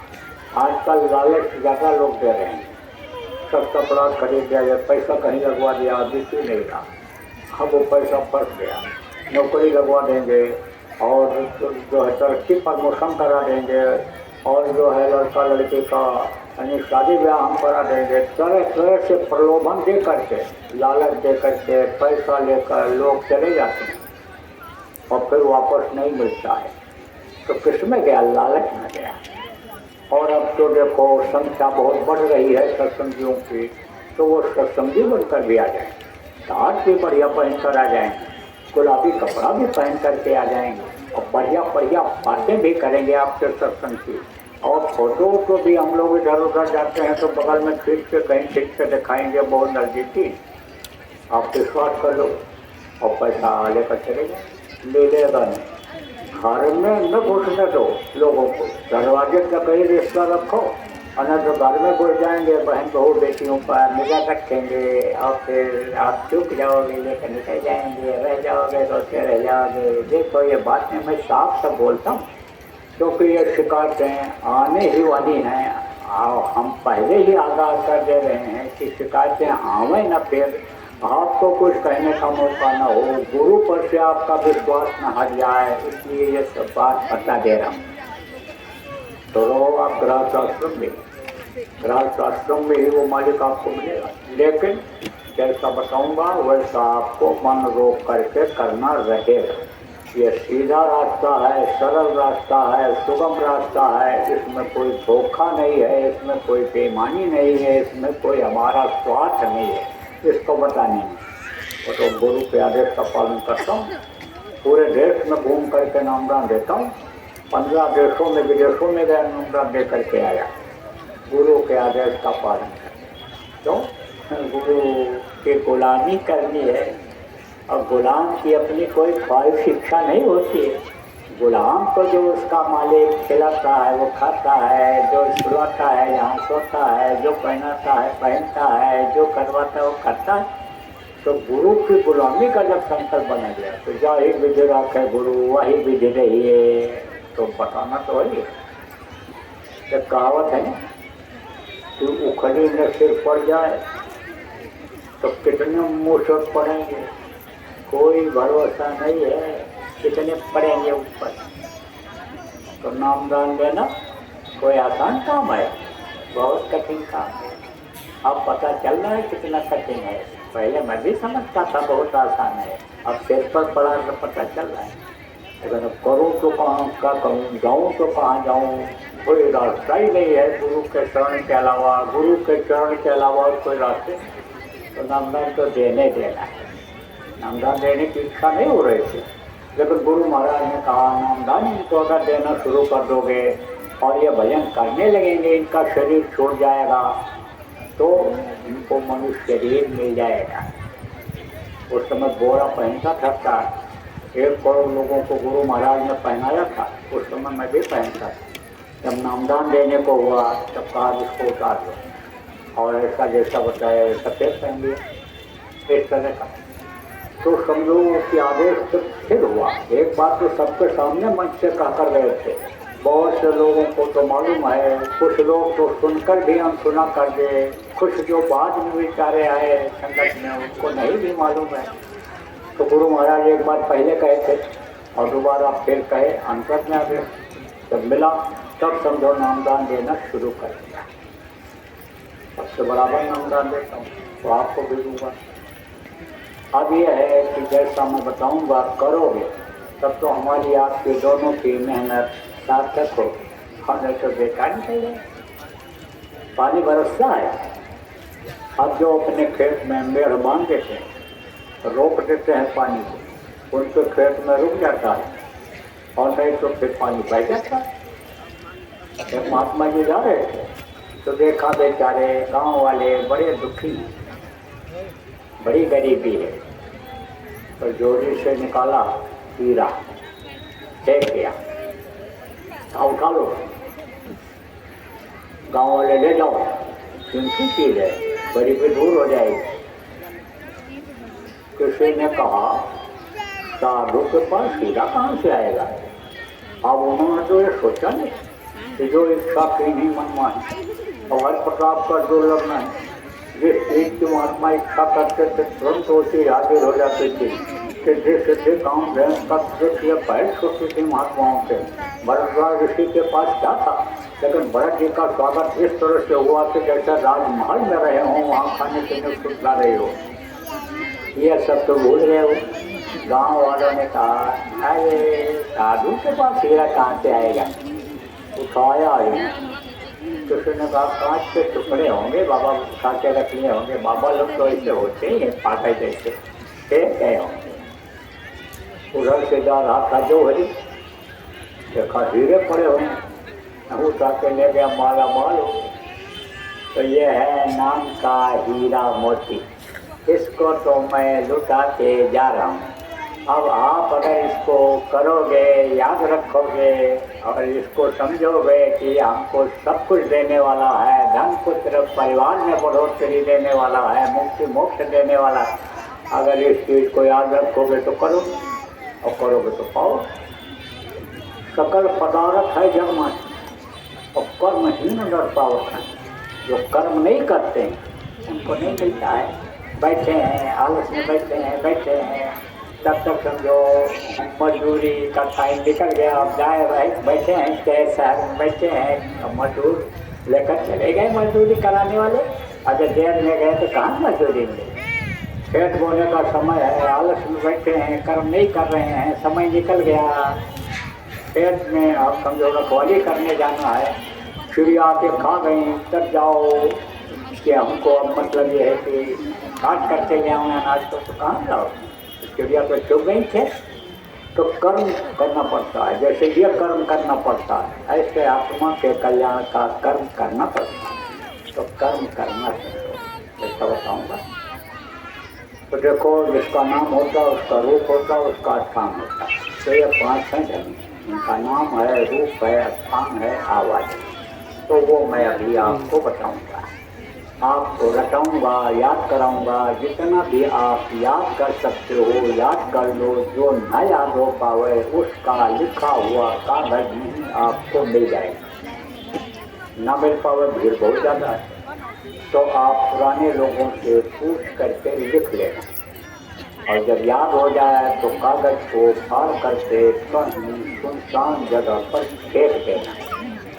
बताना मत किसी को। अगर आप बता दोगे तो उसका कोई फायदा नहीं होगा और यह नारा भेजा नुकसान हो जाए, तो नुकसान का कोई काम मत करना।